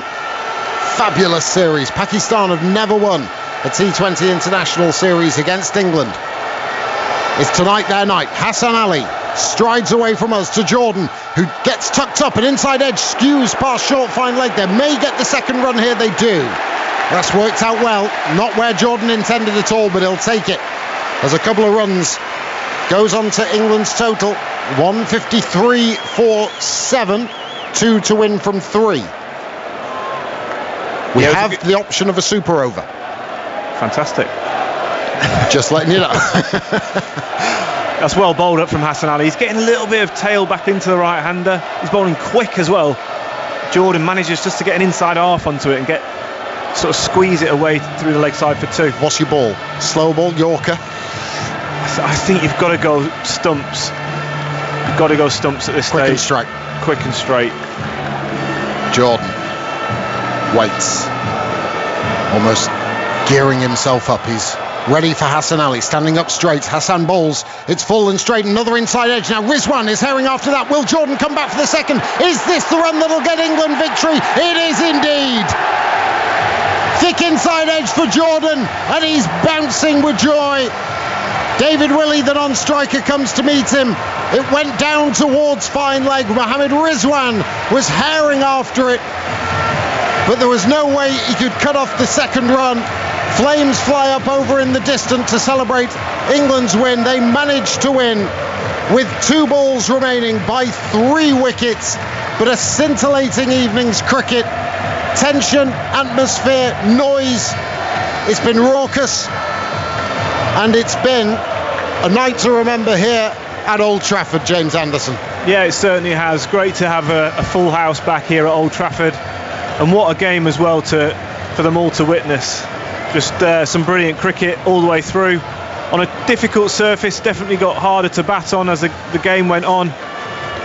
Credit to both teams, they've put on a fantastic spectacle, and England doing very well just to squeeze home late doors, but an exciting finish and what everyone wanted.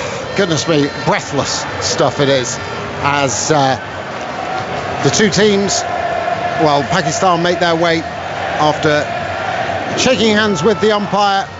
Chris Jordan and Hassan Ali just in conversation, but it has been a fabulous night's cricket. just what you wanted to finish off a series, but England take the series by 2-1, Ellie. Thank you very much indeed, Charles Dagnall. James Anderson, as the sun is now set behind the post box over the other side of the ground and the party stand. I mean, it's been an amazing game of cricket, and what a way to end this white ball series, really, from with the World Cup on the horizon as well, and just the proof that England have that strength in depth squad-wise as well. Yeah, definitely. I think a brilliant finish to the white ball summer. I think the fact that England have been put under pressure in these 3 games by a quality Pakistan team, that will serve them really well going forward ahead of that World Cup in the winter.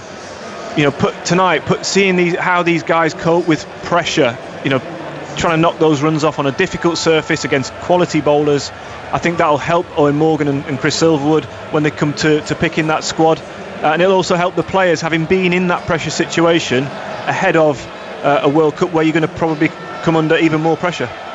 And when you can see Owen Morgan coming out and attacking straight away and hitting a couple of sixes, and then Liam Livingstone coming out, I mean, what an innings that was, 6 and out. Yeah, well, it shows the confidence of the person in Liam Livingstone, but it also shows what sort of team Owen Morgan's trying to build. He's trying to instill this confidence in all the players, allow them to go out and play like that, play with freedom, and trust their instincts. So, as I said to Charles on commentary, Liam would have gone out there thinking, I can finish this in 2 balls, and that's exactly what he tried to do. And Owen Morgan would have said, yeah, you go for it. If you think you can do it in 2 balls, you do it in 2 balls. And he almost did it. He hit an amazing shot first ball for 6, a huge 6. Didn't quite execute the next shot as well. But again, he'll learn from that experience. I'm sure he'll probably do the same again if he got in that situation. But he might choose to do it slightly differently with a different shot. What do you make of David Malan, Daggers, with, because number 1 T20 batsman in the world at various points, and he's not really proved himself in this series up till now, but that 31 just seemed like it was kind of like a little core of the innings in a way. Yeah, it was 31 from 33. There's 2 schools of thought here. Now, the way that he will turn around and say, well, the situation dictated that, and there is another school to think, well, maybe that actually put pressure on the other batsman at the other end from him to do perhaps something a little bit more forceful. Look, we've all got our opinions on whether he should be in or whether he should. When I look down this England side and I see Jason Roy and Joss Buttler and Johnny Bairstow and Owen Morgan and Moeen Ali and Liam Livingstone, because I think he has played himself into the World T20 tide, no doubt, because he offers so much. He offers you with the ball, both leg spin and off spin. He's brilliant in the field, and he can smash the ball out of the park, and he can change a game for you. So there's 6. I've not mentioned, Ben Stokes is in there as well. How are you going to get him in? And then there's Chris Wokes, and then there's Jofra Archer, and etc. And so I find it, should he be within the England squad? Of course he should. He's number 1 for a reason, and he's got an amazing record. Do I think that he would be part of the first 11 if England were selecting everybody who was fit and available to play for the first World T20 match in the UAE? I don't think he would be part of it. I think that lineup that I've just mentioned, I think really doesn't have any place for David Malan. He will argue differently, and quite rightly so. But I just think that England lineup is supersonically strong. I personally think if we're having this conversation further down the line in 12 months' time, when the T20 World Cup's in Australia, it might be slightly different. Yes, I agree. If the T20 World Cup's in Australia, then David Malan probably, for me, gets into that 11. But the fact is, this particular World Cup this year is in the UAE, where we're going to probably see lots of spin, and I just feel like he doesn't get into the best top 6 players of spin in English cricket. I'll answer another one for you. Do I think he's still got a test career ahead of him, especially for the Ashes coming this winter? Yeah, massively, really do. And Jimmy's right on the quicker pitches where he can use use the pace and the touch that he has and his placement, which is very, very good. I think he's a different T20 cricketer, and I think that I would be surprised if we don't see him get in the mix in the test side for this summer against India. But in the UAE, and it is, England are happy to pick horses for courses in this particular, especially under Owen Morgan. And I think in India, slower pitches, a lot more spin. I think the side that we see, or that I've mentioned, will probably get the nod, including those who have played a lot of Indian Premier League cricket. And, you go back to Bairstow and Roy and Butler and Stokes and Morgan and Moeen, and I think they're the core that's going to take you through. And Liam Livingstone had a bit of time out at Rajasthan as well, but has been a franchise player in various different comps in the PSL as well. So I just think that in the UAE he doesn't get in. And as far as your bowlers are concerned, Jimmy, how many spinners are you taking? And how many are you playing? Or do they just change it around depending on the teams they're playing and the different stages of the competition? Because there's so much choice, isn't there, potentially? Yeah, there is. But I think we've seen tonight, I think Adil Rashid is number one on the team sheet for me. A fantastic bowler, wicket taker. Moeen Ali bowled brilliantly tonight, and I'd like to see him bowl more in white ball cricket for England. I don't think we've seen enough of him in recent times. Liam Livingstone bowled pretty well tonight, but I think he can also improve and do a job in those conditions. And obviously Matt Parkinson as well, who's had a fantastic summer, I think. His first full international summer. I think he's performed brilliantly. So those four, I think, is plenty of options going forward to that World Cup. Can they all play? Could Parkinson and Rashid and Moeen play? It's just, where do you bowl them? If you play all four, someone needs to bowl overs in the power play for me. You can't bowl Archer Stokes. Well, Jordan. I'm just wondering, given the conditions that they will face out in the UAE, I just wondered if that is a possible option for them. Well, I think they've got Liam Livingstone, I suppose. Yeah, I think you'd look to bowl. If you did that, you could bowl Moeen Ali in the power play. But then, if you don't bowl spin in the power play, then you've got 14 overs where you're trying to fit four spinners in, so it doesn't really make sense to me. So you could play all of them, but I probably wouldn't. And you've got to give credit to Pakistan in this series as well, the way that they have fought back from. They got a bit of a hammering in the ODIs, and they started off really slowly, and the way that it's picked up, I mean, they've really entertained us in the last couple of games. You know what, they will have been hurting massively. I think you've got to also feel for them a little bit in that they've not been playing. The side that went out, they are a high class and world class side, and their white ball cricket over the last 5 years or so has just improved, and they've got the best player in the world in white ball cricket, along with Virat Kohli. But Babar Azam is just a ridiculously good white ball player, and they will have been hurting after the one-day international defeat, especially given that they were beaten against a second string, and I use that in inverted commas. You've got to also take into consideration that they've not played a huge amount of cricket, and that the players that were coming in for England in that second string had been playing county cricket and T20 Blast and international cricket elsewhere as well. So, it's a little unfair, but you would still expect a Pakistan side to have performed better in the one-day international series. In T20 cricket, I think they're a different animal. I really do. That partnership of Rizwan and Babar Azam up front, their spin bowling options, Shaheen Shah Afridi, for me, one of the best in the world. With in the power play and at the death, they've got a lot of weapons. Do Pakistan? I still think maybe sort of the area around about 5, 6, 7 can be worked on a little bit in the batting order, but overall they and England have provided us with an enormous amount of entertainment over the last 3 T20 matches. And we haven't seen the best of Babar Azam in this series, have we?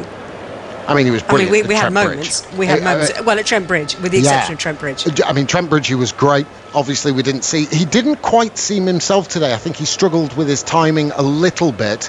But what is great about that partnership is, and much as we've seen with Jason Roy and Johnny Bairstow, or Joss Butler and Jason Roy, or Johnny Bairstow and Joss Butler, when one is on and is seeing it well, the other one backs that player up absolutely fantastically. You kind of know and you realise whose day it is. And today was Mohammad Rizwan's day, and that's the way he played. And I thought he has played wonderfully well throughout the course of this series. But I think Babar Azam, you look at his age and you look at how he's playing, and I don't think we've seen him even peak yet. I really don't. I think there is so much more to come from him, and I think in all conditions around the world, in T20 cricket. I think, again, along with Virat Kohli, I think he is, the supreme T20 batsman. Are England going to win the World Cup, Jimmy? Oh, I think they've got a great chance. They've got a great chance. They just, for me, the quality they've got throughout their squad is just as good, if not better, than anyone else in the world. So it's, and also they've got players who know how to win tournaments now. After 2019, the bulk of this squad know what it takes to win a tournament and how to sort of pace yourself through a tournament. So I think we've got an absolutely fantastic chance.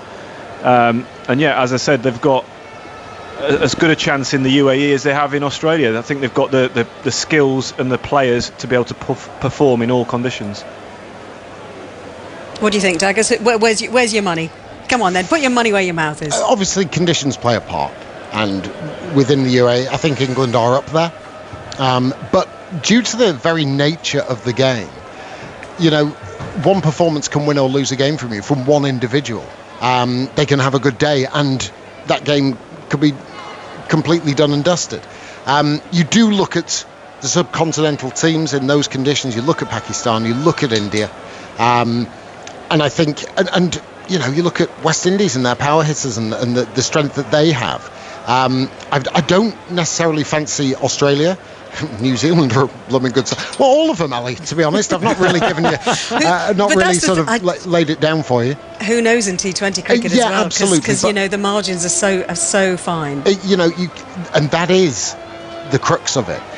The shorter the game, the more close the sides get. But I think because of franchise cricket around the world and the nature of it, a lot of players, because they play together and they play in various teams together and they give their wisdom to each other as team, and a lot of knowledge is passed around all of these franchises, and so the game is getting closer, it's getting smaller, and the margins between sides are getting even tinier now. So England have got a great shot, but look out for India, Pakistan, New Zealand, others, and yeah.